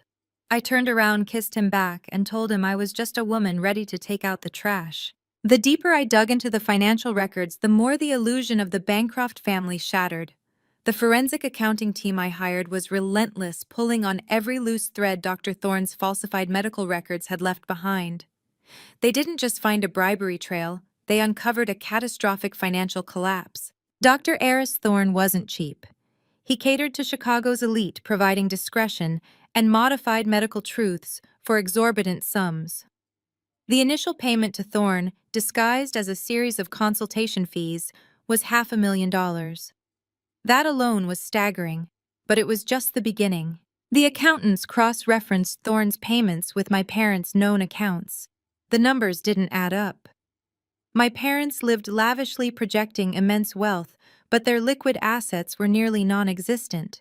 Their sprawling suburban estate, the fortress where they had raised Cameron and discarded me, was leveraged to the hilt. They had secretly taken out a second and then a third mortgage, bleeding the property dry. The grand house was a hollow shell, entirely owned by banks. But even a triple-mortgaged mansion couldn't cover Cameron's endless black hole of debt. The trail of money led from Dr. Thorne directly back to Harrison Bancroft's commercial real estate firm. The accountants discovered a sophisticated yet ultimately desperate embezzlement scheme. Harrison had established a series of shell companies with names designed to look like legitimate contractors and property management services.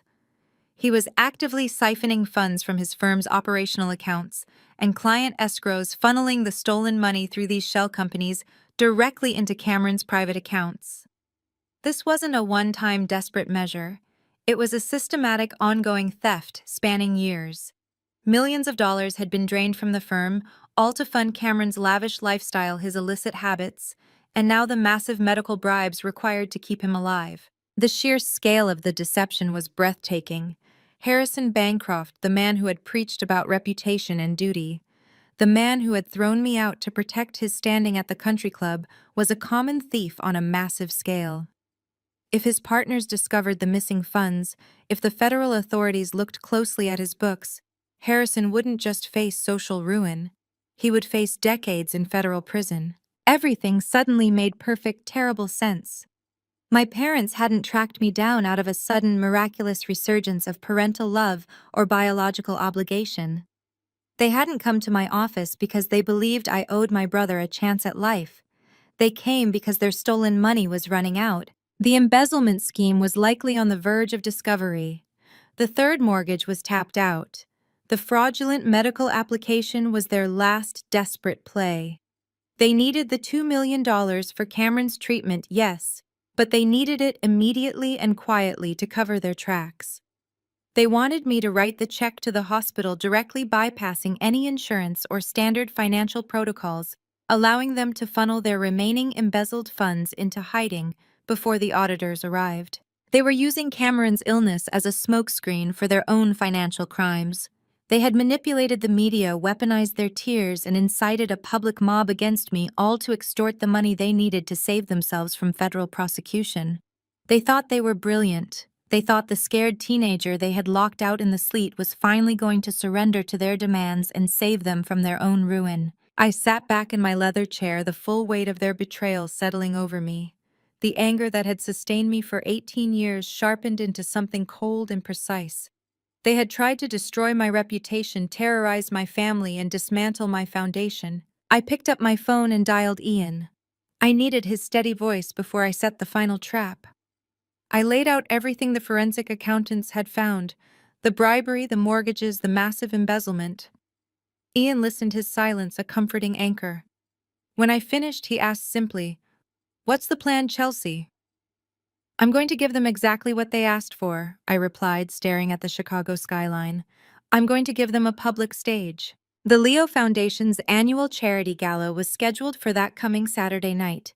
It was the premier event of the season, attended by the city's elite major corporate investors, top medical board directors, and a swarm of press. It was the perfect venue to expose a fraud. I drafted a formal, VIP invitation, heavy cardstock with gold embossing. I addressed it directly to Harrison Beatrice and Cameron Bancroft. I didn't trust the mail. I wanted to ensure it arrived with the appropriate level of dramatic flair.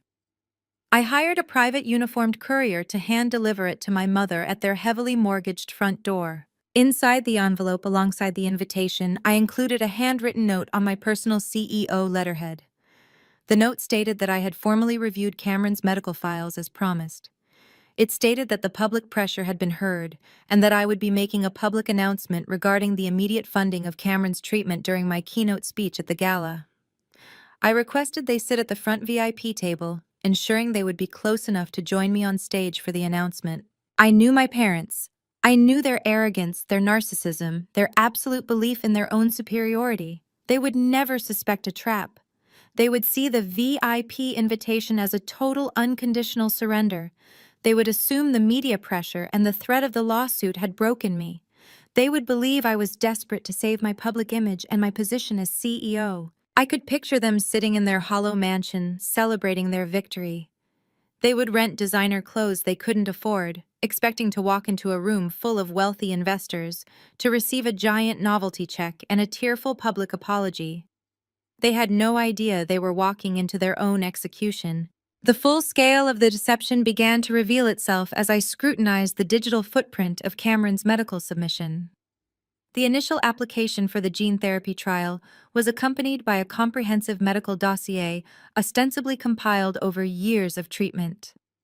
The signature at the bottom of the pivotal organ function assessments belonged to Dr. Eris Thorne. The name triggered an immediate association in my mind. Dr. Thorne was not a leading specialist in rare genetic disorders. He was a concierge physician catering to Chicago's wealthiest families. His practice was known less for groundbreaking medical care and more for providing extreme discretion and highly specialized, often questionable services to those who could afford his exorbitant retainer fees. I knew that a physician of Dr. Thorne's caliber and reputation did not risk his medical license and potential federal prosecution by falsifying medical records for free. The risk was monumental, and therefore the compensation must have been equally substantial. This was not a simple favor. It was a high-stakes transaction. To unravel the financial mechanics behind this medical fraud, I needed expertise outside of my hospital network's standard auditing protocols. I reached out to a private forensic accounting firm I had utilized during complex corporate acquisitions. They specialized in untangling opaque financial structures and tracing hidden assets. I provided them with Dr. Thorne's details and the limited financial information I possessed regarding my father's commercial real estate firm, Bancroft Holdings. My directive was simple: find the connection between Harrison Bancroft and Aris Thorne. The forensic accountants worked with alarming speed and precision. Within 48 hours, they presented me with a comprehensive financial dossier that completely shattered the facade of wealth and success my parents had meticulously maintained for decades. The reality was stark and catastrophic. Harrison and Beatrice Bancroft were completely unequivocally bankrupt. The dossier detailed a desperate, escalating cycle of financial ruin. Over the past 10 years, Cameron's lifestyle had become increasingly erratic and expensive. The accountants tracked a staggering volume of expenditures, massive gambling debts, settlements for reckless behavior that were quietly swept under the rug, and the astronomical costs associated with his severe chronic substance abuse. To fund their golden child's destructive spiral and simultaneously maintain the illusion of their affluent country club lifestyle, my parents had systematically drained their personal savings and investment portfolios. When their liquid assets were exhausted, they turned to their primary symbol of status, the sprawling suburban estate where I had grown up. The accountants uncovered that Harrison and Beatrice had secretly taken out a second and then a third mortgage on the property. The house they so proudly displayed to their social circle was leveraged to the hilt, drowning in predatory debt that they had no realistic means of repaying. However, even the massive influx of cash from the mortgages was insufficient to cover Cameron's escalating crises and the exorbitant bribes demanded by Dr. Thorne. The financial pressure had clearly pushed Harrison beyond desperation and into outright criminality. The forensic accountants uncovered the final devastating piece of the puzzle. Harrison Bancroft had been actively and systematically embezzling millions of dollars from his own commercial real estate firm. The mechanism was complex but undeniable. Harrison had established a network of shell companies utilizing innocuous names that blended seamlessly into the corporate landscape. Through these dummy corporations, he had been funneling client escrow funds and operational capital away from Bancroft Holdings and directly into offshore accounts controlled by Cameron. He was using stolen money to pay off drug dealers, cover legal settlements, and finance the medical bribes required to secure Dr. Thorne's fraudulent signatures. The implications were catastrophic. If Harrison's business partners, the firm's investors, or federal regulatory agencies discovered this massive embezzlement scheme, the fallout would be absolute. He would not just face social ruin and the complete collapse of his business, he would face decades in federal prison for corporate fraud and theft. I sat in the quiet solitude of my office, staring at the financial analysis laid out before me. The pieces of the puzzle had finally locked together, revealing a picture of staggering desperation and moral bankruptcy. The narrative my parents had carefully constructed was a complete fabrication. They had not tracked me down after 18 years out of any sense of biological duty or sudden parental awakening. They had not sought me out because they believed I owed them my genetic material. They had tracked me down because their stolen money was rapidly running out. Their fraudulent medical scheme was on the brink of collapse, and the walls were closing in on Harrison's embezzlement. They needed a massive immediate infusion of cash to cover their tracks and save themselves from federal prosecution. The $2 million price tag for Cameron's experimental treatment was not just a medical expense, it was a desperate bailout. They wanted me to write that check to the hospital so they could quietly funnel their remaining embezzled funds into hiding, hoping to balance the books at Bancroft Holdings before the auditors discovered the missing millions. They were using their dying, addicted son as a human shield, manipulating the media and weaponizing public sympathy to extort me. They had launched a vicious smear campaign. They had sent Cameron to terrorize my family on my front porch. They had threatened to dismantle my foundation with a malicious lawsuit. They believed that public pressure and corporate panic would force me to capitulate. They thought I was trapped. I picked up my phone and dialed Ian's number. When he answered, I relayed everything the forensic accountants had discovered.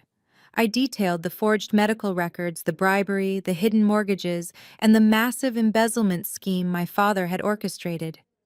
Ian listened silently, absorbing the magnitude of the deception. When I finished, he asked me a single defining question. "What do you want to do?" "I am going to give them exactly what they asked for," I replied, my voice steady and cold. "I am going to give them a public stage." The Leo Foundation's annual charity gala was scheduled for that coming Saturday night. It was the premier medical fundraising event in Chicago, attended by the city's most elite socialites, top medical board directors, major corporate investors, and a massive press corps covering the arrivals. It was the perfect venue for an execution. I drafted a formal gold-embossed VIP invitation, addressing it directly to Harrison Beatrice and Cameron Bancroft. I bypassed the mail system, utilizing a private uniformed courier to ensure it was delivered directly into my mother's hands. Inside the elegant envelope, I included a handwritten note on my personal CEO stationery. The note stated that I had formally reviewed Cameron's medical files just as I had promised, and that the public pressure had been heard. I informed them that I would be making a major public announcement regarding the immediate funding of Cameron's treatment during my keynote speech at the gala. I requested that they sit at the prominent front VIP table so they could join me on stage for the announcement. I understood my parents' psychology flawlessly. Their arrogance, their profound narcissism, and their absolute sense of entitlement would blind them to any possibility of a trap. They would interpret the VIP invitation as a total unconditional surrender. They would assume that the intense media pressure and the threat of the lawsuit had broken my resolve. They would believe that I was desperate to salvage my public image and protect my position as CEO by giving them exactly what they demanded. I could picture them sitting in their heavily mortgaged house celebrating their perceived victory. They would eagerly walk into a ballroom filled with the wealthiest investors in the city, fully expecting to receive a giant novelty check, a standing ovation from the crowd, and a tearful public apology from the daughter they had discarded. They had no idea they were walking straight into a slaughterhouse. The preparations for the Leo Foundation annual charity gala consumed the next 48 hours of my life. This was not merely a fundraising event. It was the absolute pinnacle of Chicago high society, a heavily publicized evening where the wealthiest philanthropists, leading medical researchers, and corporate titans gathered under one roof. The venue was the grand ballroom of the city's most historic downtown hotel, a cavernous space featuring vaulted ceilings, crystal chandeliers, and tiered balconies.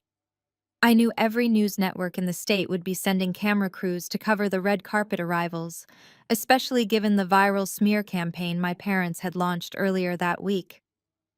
The media smelled blood in the water. They were expecting a dramatic corporate capitulation. I was going to give them a public execution. My first task was securing the digital infrastructure of the ballroom. I bypassed the hotel's standard audiovisual team and brought in my own private security contractors. I handed the lead technician a highly encrypted flash drive containing the complete forensic accounting dossier, the bank transfer logs proving the embezzlement, and the unredacted medical files showing Cameron's severe drug toxicity. I instructed the technician to wire his control board directly to a remote presentation clicker that I would keep in the palm of my hand. There would be no delays, no technical difficulties, and absolutely no way for anyone in the production booth to cut the feed once I initiated the sequence. The massive projection screens flanking the main stage were going to broadcast undeniable high-definition truth to 500 of the most powerful people in the country. With the digital trap securely wired, I turned my attention to the bait. I sat at the polished mahogany desk in my home office, pulling out a stack of the Foundation's most exclusive gold-embossed VIP stationery. I needed to craft an invitation that would bypass whatever lingering paranoia or legal caution my father might possess. I had to appeal directly to the core of their toxic personalities. I had to trigger their staggering narcissism, their insatiable greed, and their desperate need for public validation. I addressed the heavy vellum envelope to Harrison Beatrice and Cameron Bancroft. Inside, I placed 3 all-access VIP lanyards, the kind usually reserved for keynote speakers and major corporate sponsors. But the invitation alone was not enough. I took a fountain pen and wrote a personal handwritten note on my private CEO letterhead. The wording required absolute precision. I wrote that the immense public outcry had forced me to deeply reevaluate my priorities. I stated that family must always come first, and that I was prepared to do exactly what was necessary to save my brother. I formally requested that they sit at the premiere table directly in front of the stage.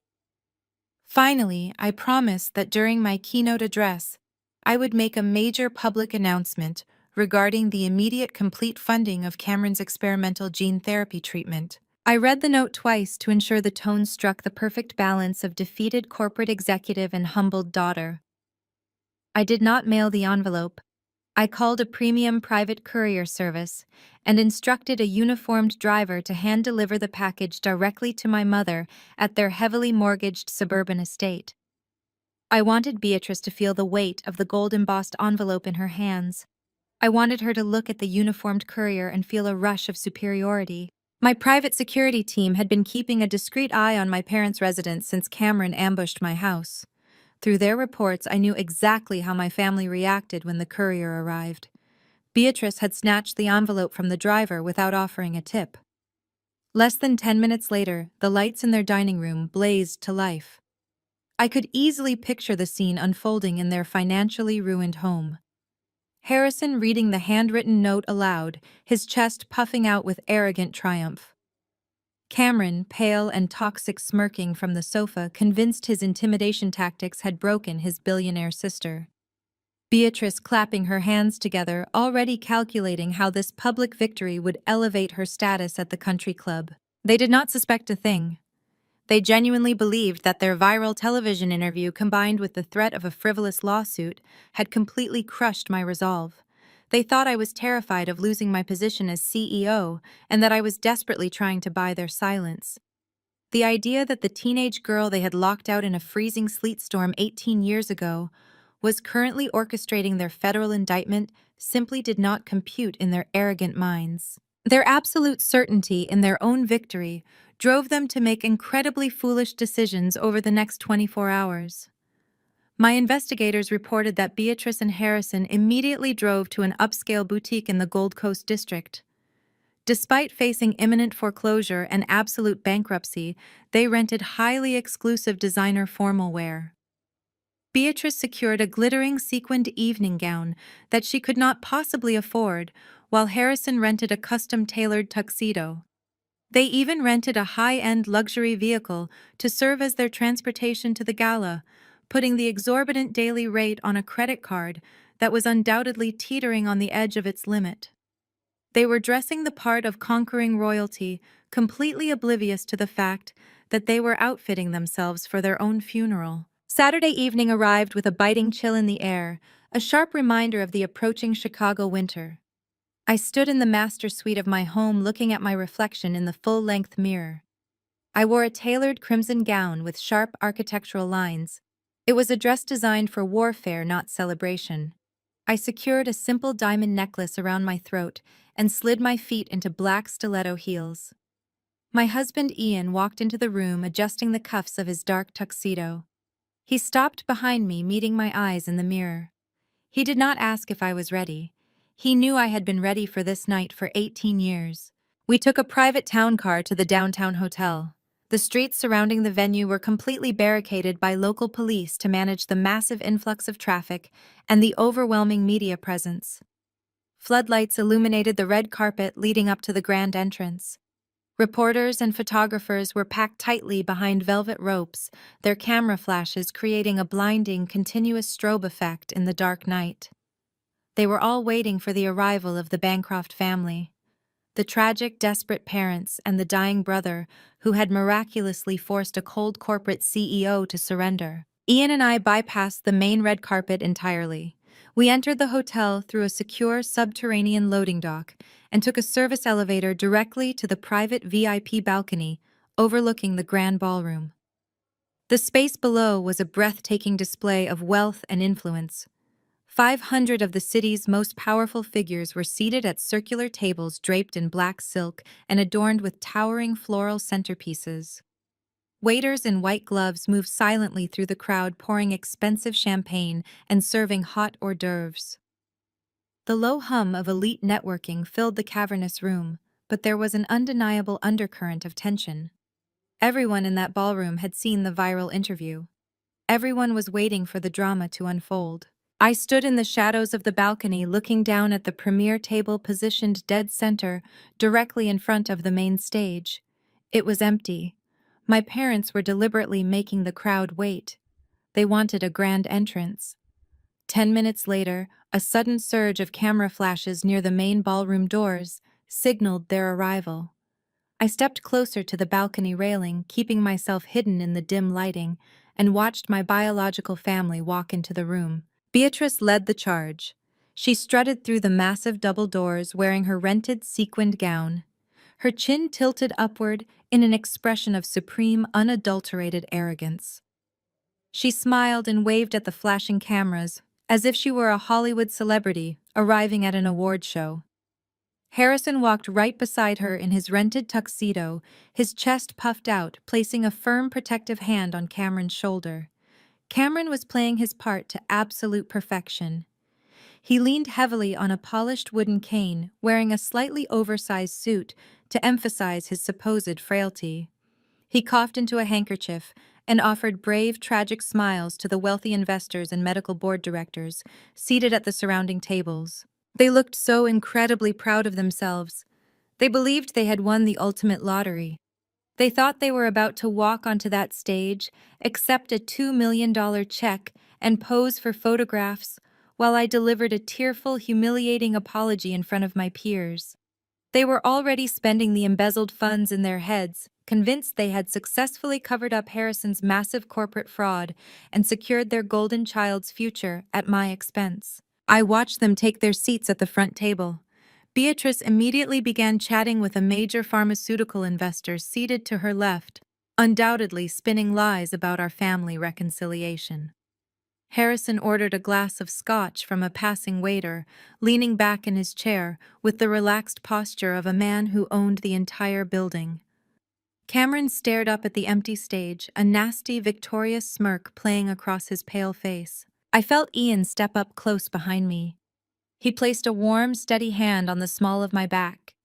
He looked down at the Bancroft family sitting at the VIP table, then looked at the small black presentation clicker resting firmly in the palm of my right hand.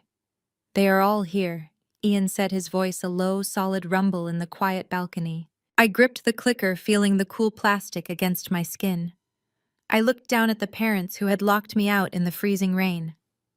I looked at the brother who had terrorized my young daughter. I looked at the massive projection screens flanking the stage, currently displaying the elegant logo of the foundation named after the son I lost on the sidewalk. "Let us begin," I said. I turned away from the balcony railing, smoothed the fabric of my crimson gown, and walked toward the backstage stairs. The time for waiting was over. The execution was about to commence. The walk down the carpeted backstage stairwell felt like a descent into a Roman arena.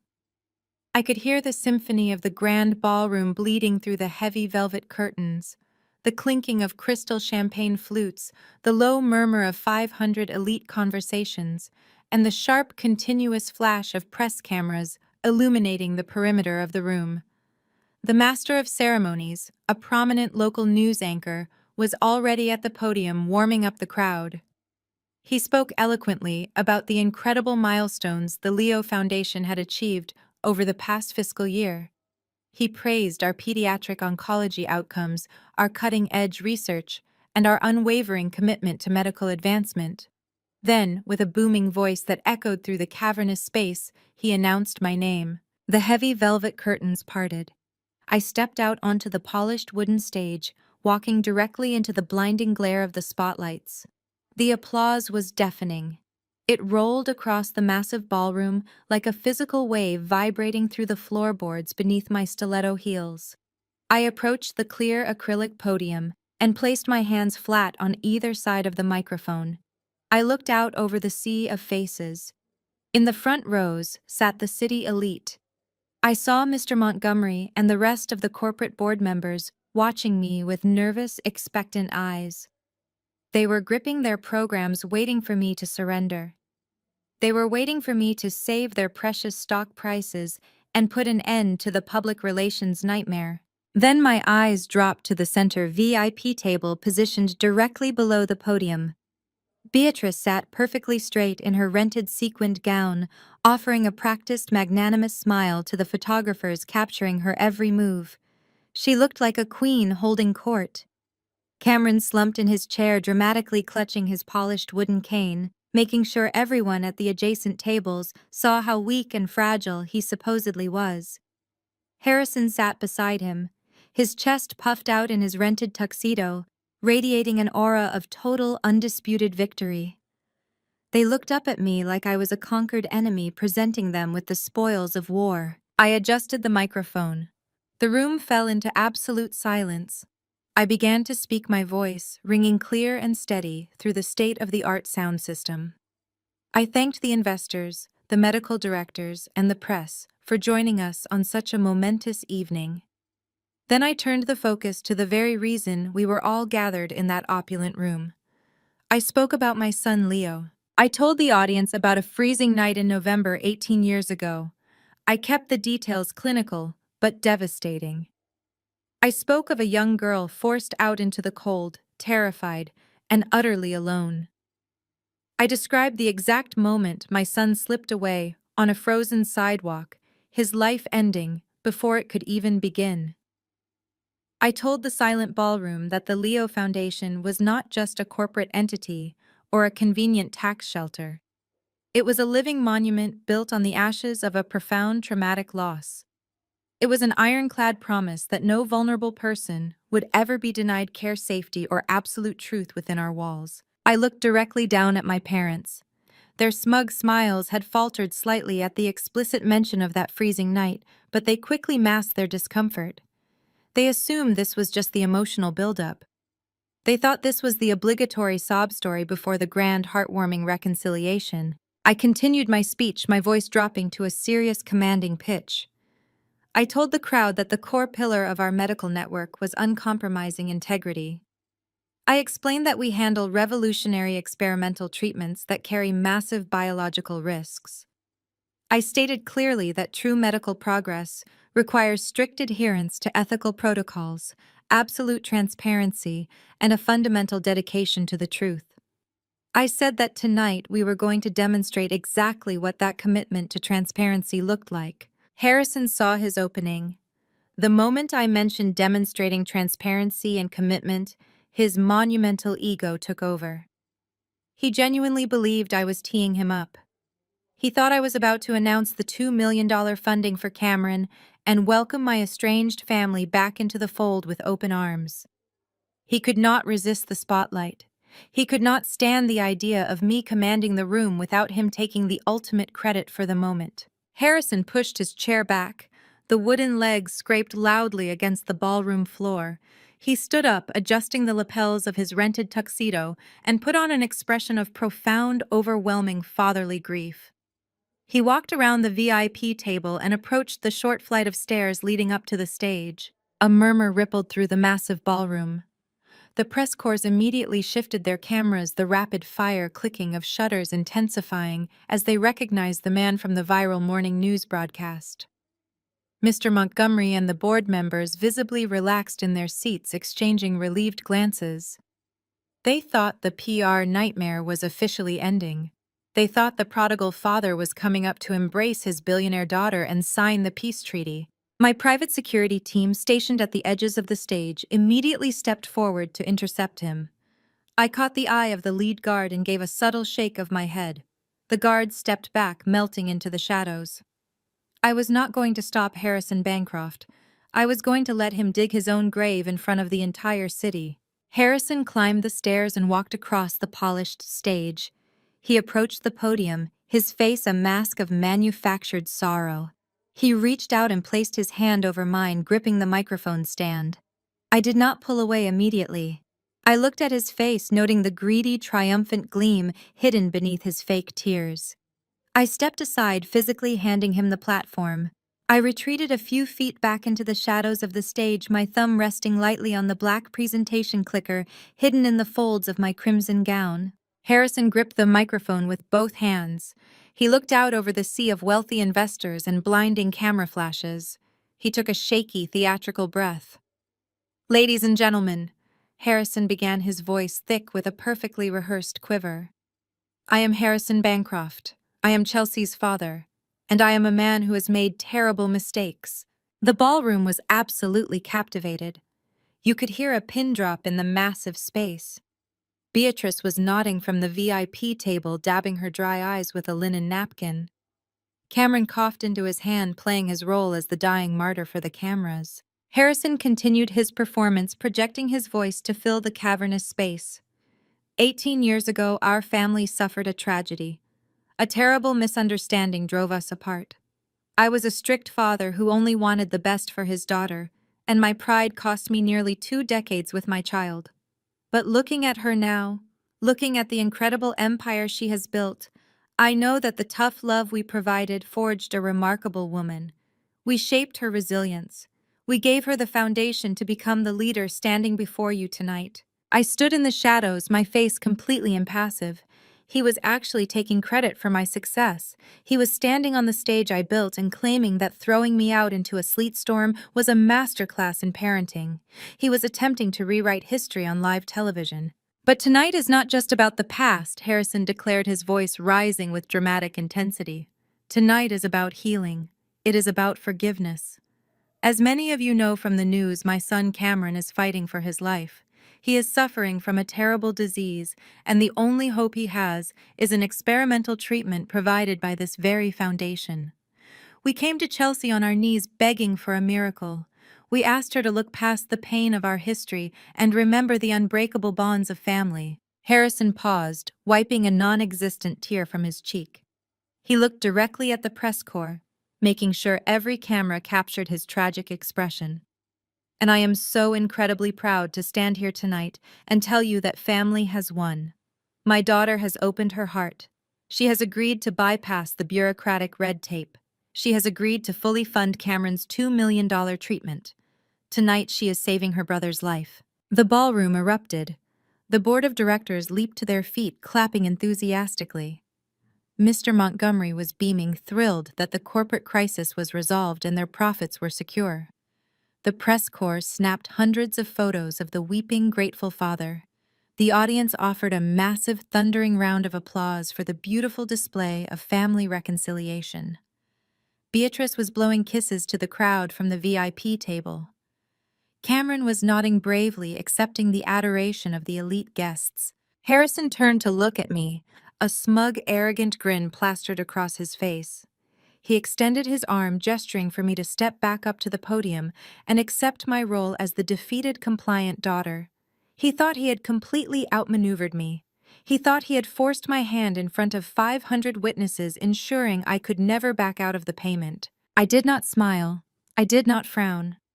I simply stepped out of the shadows and walked slowly back to the acrylic podium. The applause began to die down as I took my place next to the man who had abandoned me. I looked out over the cheering crowd, then down at Beatrice and Cameron. I let the silence stretch until the entire ballroom was holding its collective breath. I raised my right hand. My thumb rested firmly on the button of the black remote clicker. The time for his speech was over. The time for the execution had arrived. The sharp click of the plastic button was entirely inaudible over the lingering applause, but the result was instantaneous and catastrophic. The two massive digital projection screens flanking the stage flickered. The elegant gold and white logo of the Leo Foundation vanished. In its place, stark high-definition black and white medical documents illuminated the grand ballroom. The applause died a rapid, unnatural death. The sudden silence in the cavernous space was deafening. 500 of Chicago's most powerful citizens stared up at the screens in utter confusion. They had expected to see a giant novelty check for $2 million. They had expected a heartwarming photo montage of family reconciliation. Instead, they were looking at a Level 1 forensic medical audit. I leaned into the microphone. My voice was perfectly modulated, devoid of any anger or malice. It was the voice of a chief executive officer delivering a quarterly report. My father spoke eloquently about family and sacrifice. I began my words echoing sharply through the quiet ballroom. But he left out the most important pillar of the Leo Foundation. We are a medical research network. Our entire existence relies on absolute uncompromising transparency and strict adherence to federal ethical protocols. True medical miracles cannot be bought, and they certainly cannot be built on a foundation of fraud. I pressed the clicker again. The screen zoomed in on a specific section of the documents. I directed the audience's attention to the glowing monitors. What you are looking at, I explained calmly, is the official application submitted last week on behalf of Cameron Bancroft for our highly exclusive experimental gene therapy trial.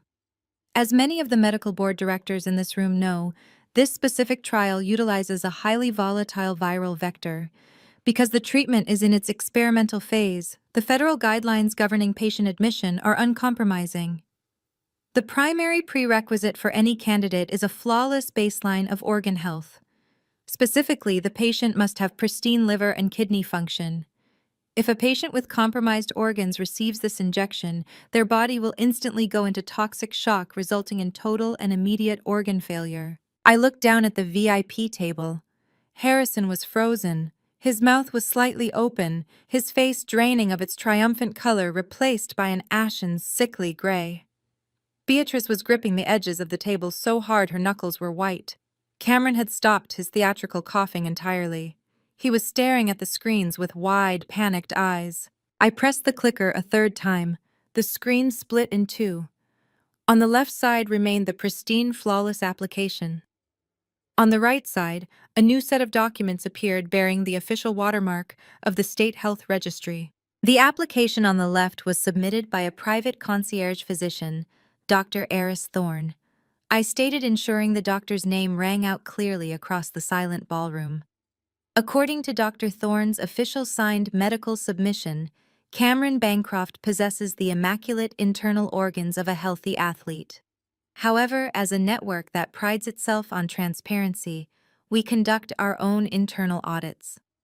The documents on the right represent Cameron Bancroft's actual historical blood panels and toxicology reports pulled directly from the state registry and our internal flagged hospital records 48 hours ago. I stepped out from behind the acrylic podium and began to pace slowly across the stage, owning the space entirely. I pointed to the right side of the screen. The real data tells a vastly different story. I continued, my voice steady and unrelenting. Cameron is not just suffering from a genetic bone marrow disease. His body is actively shutting down due to years of severe chronic substance abuse. His true toxicology reports show a massive ongoing dependency on a dangerous cocktail of illicit narcotics. His liver enzyme counts are catastrophically high. His kidneys are functioning at a fraction of their normal capacity. He is an active heavy user whose internal organs have been completely ravaged. A collective gasp rippled through the ballroom.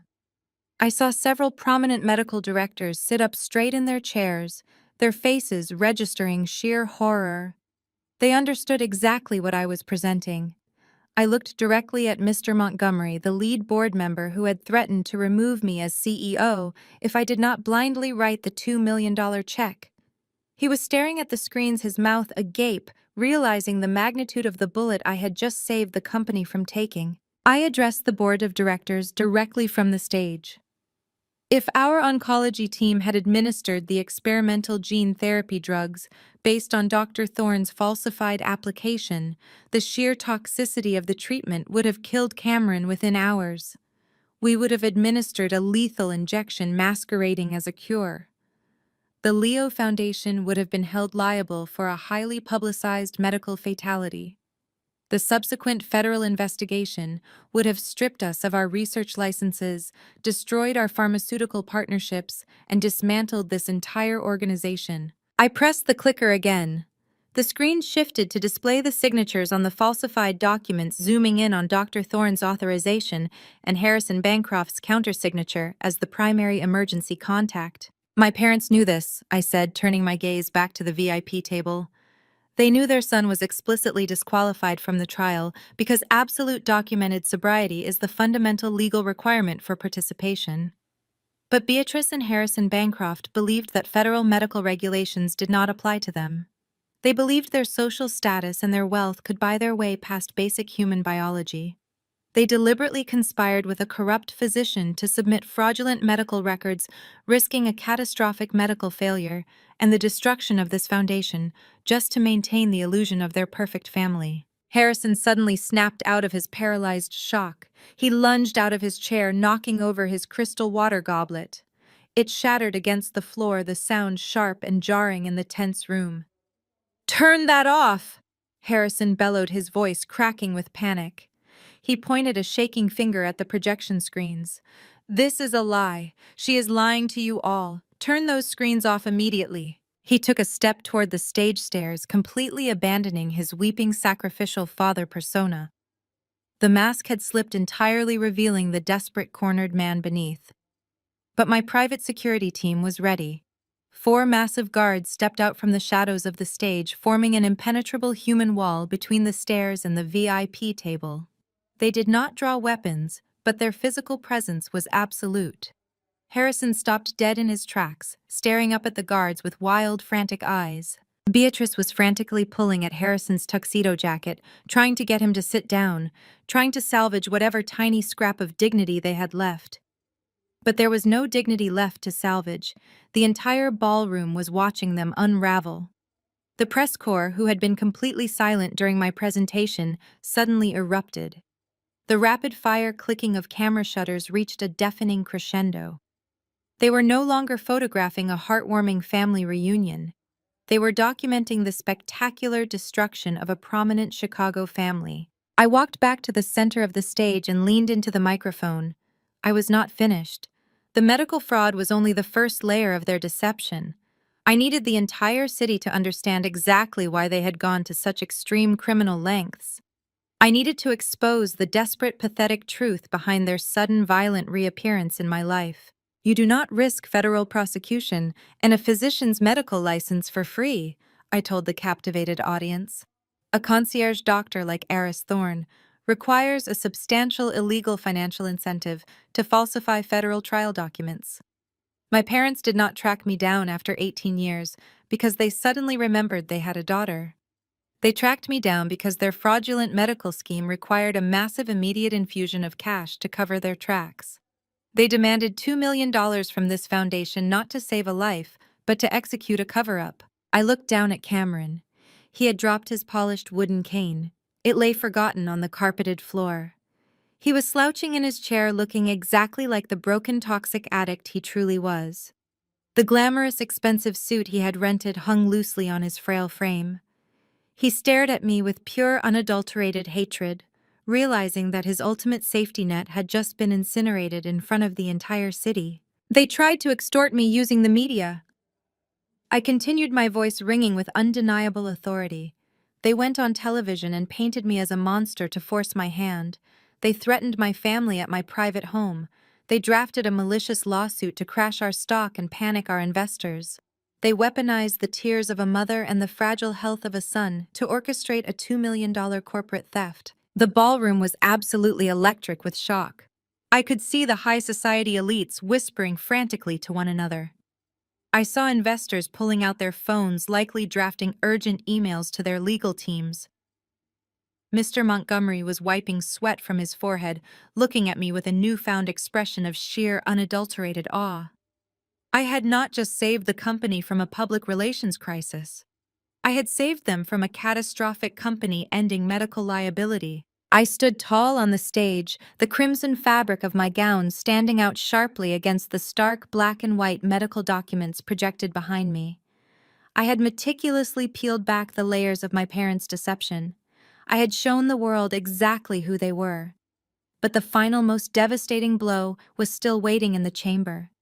The medical fraud explained how they tried to cheat the trial, but it did not explain where the bribe money came from. It did not explain the sheer, staggering desperation that had driven Harrison Bancroft to risk everything. I gripped the presentation clicker in my hand, preparing to deliver the final strike. The presentation clicker rested lightly in my hand. I had laid the groundwork, exposing the forged medical documents and the desperate underlying health crisis Cameron was hiding. The ballroom was still reeling from the revelation that my family had attempted a massive medical fraud. But the why still hung in the air. Why would a supposedly wealthy, prominent family risk federal charges and public disgrace to bypass a waitlist? Why resort to extortion and smear campaigns when they could simply pay the $2 million fee? I looked down at Harrison. His face was a mask of sheer, unadulterated panic. The arrogant veneer he had worn just moments ago was completely gone. He knew exactly what was coming next. He knew that the final piece of the puzzle would not just ruin his reputation, it would destroy his entire life. I pressed the button on the clicker for the final time. The medical records vanished from the massive projection screens, replaced by a complex, high-definition financial flowchart. The diagram was detailed but brutally easy to understand.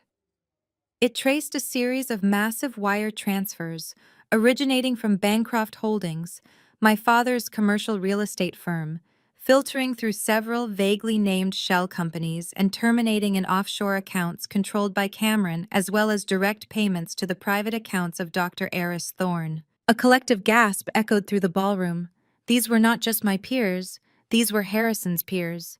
Men and women he golfed with, investors he courted, and business partners who trusted him with their capital. They were looking at indisputable proof of massive corporate theft. The medical fraud explains how they tried to cheat the trial. I stated, my voice cutting through the rising murmur of the crowd like a scalpel. But it does not explain the desperation. It does not explain why a man would risk everything to secure a $2 million bailout from the daughter he threw away. I directed their attention to the screens, pointing to the specific staggering numbers highlighted in red. My parents are entirely, completely bankrupt, I announced. Over the last decade, they have systematically drained their personal wealth to fund Cameron's escalating lifestyle and to cover his mounting illicit debts. When their personal savings were exhausted, they secretly mortgaged their estate to the breaking point. And when that was not enough to maintain their illusion of wealth and secure these medical bribes, Harrison Bancroft began actively embezzling millions of dollars from his own firm. The silence that followed was absolute. It was the sound of a dynasty collapsing. I could see the faces of Harrison's investors in the crowd, their expressions shifting from shock to pure, furious realization. They understood that the money he had stolen belonged to them. The $2 million they demanded from this foundation was not just a medical expense. I continued, ensuring every word landed with devastating impact. It was a desperate bailout.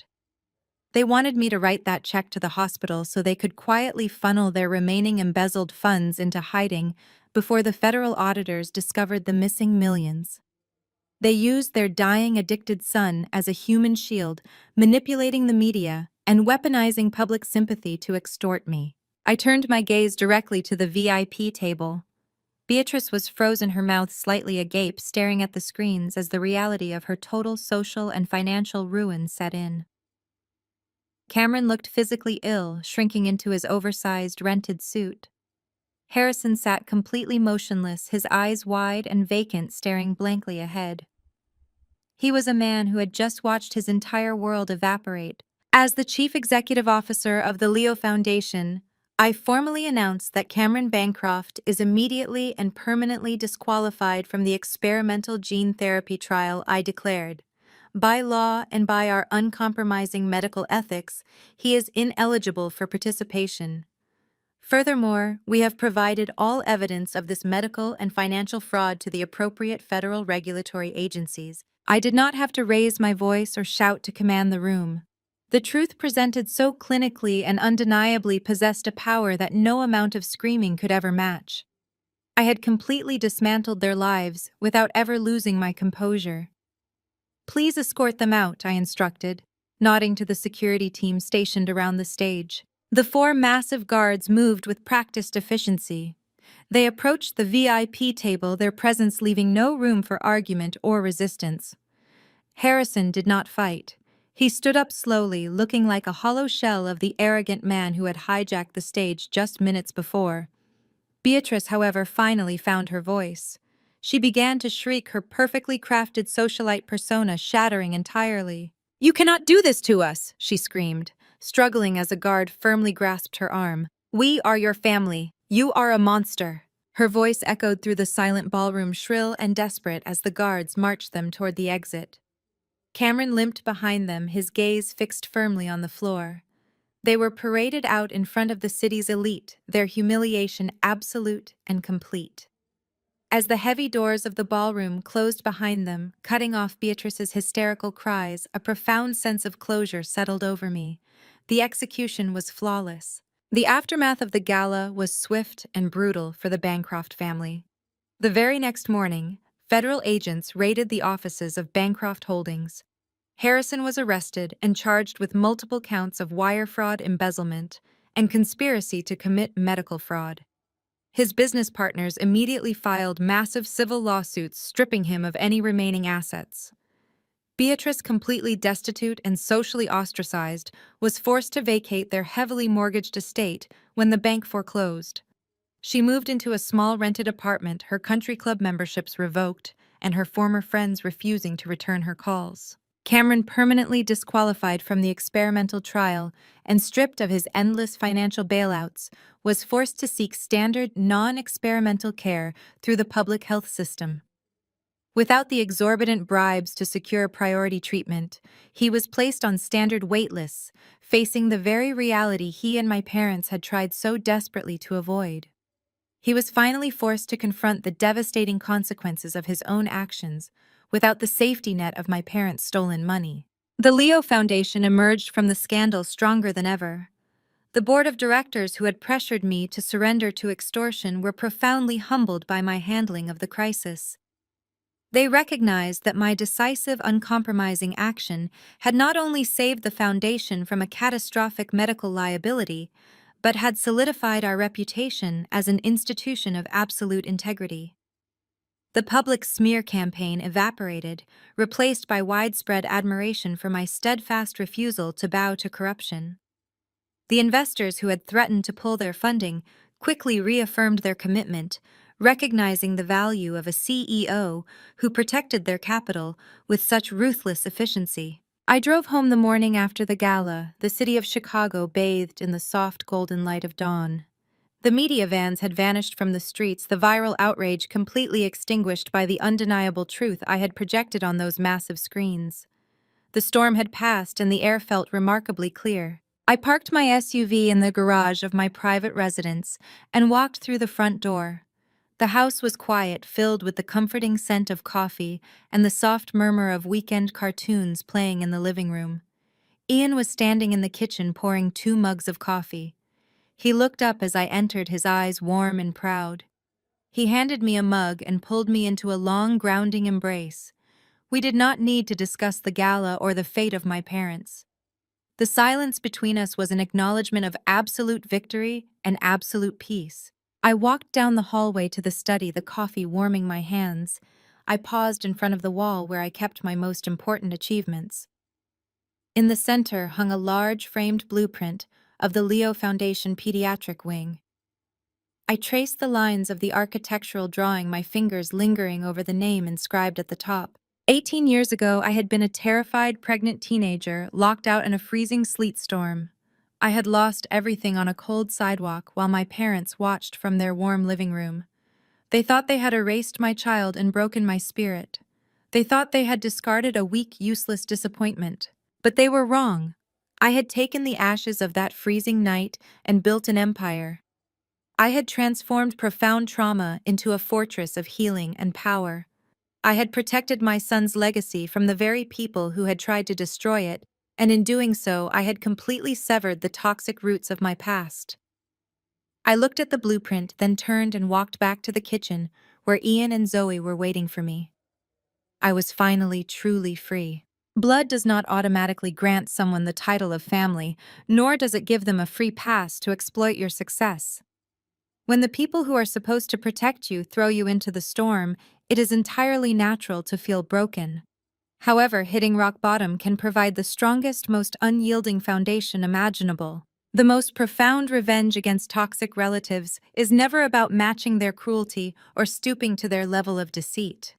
True justice is achieved by constructing a life so incredibly successful, authentic, and secure that their desperate attempts to tear you down simply shatter against your walls. You do not have to carry the shame of their parental failures. By setting uncompromising boundaries, demanding absolute transparency, and protecting your peace with clinical precision, you permanently strip abusers of their power over you. Furthermore, this journey proves that true wealth is never measured by country club memberships, rented designer suits, or stolen millions. It is measured by your unwavering integrity, the family you actively choose to surround yourself with, and the legacy you leave behind. Do not be afraid to walk away from those who only seek to harvest your hard-earned success to cover up their own moral and financial bankruptcy. Your trauma does not define your future. It can serve as the very blueprint for your empire. Have you ever had to build your own fortress from the ground up after the people closest to you left you out in the cold? I would love to hear your stories of resilience and triumph. Share your experiences in the comments below. If my journey of protecting my son's legacy and severing toxic roots resonated with you, please hit that like button and subscribe for more stories about reclaiming your power. Remember, you are always strong enough to take out the trash and rebuild your world on your own terms.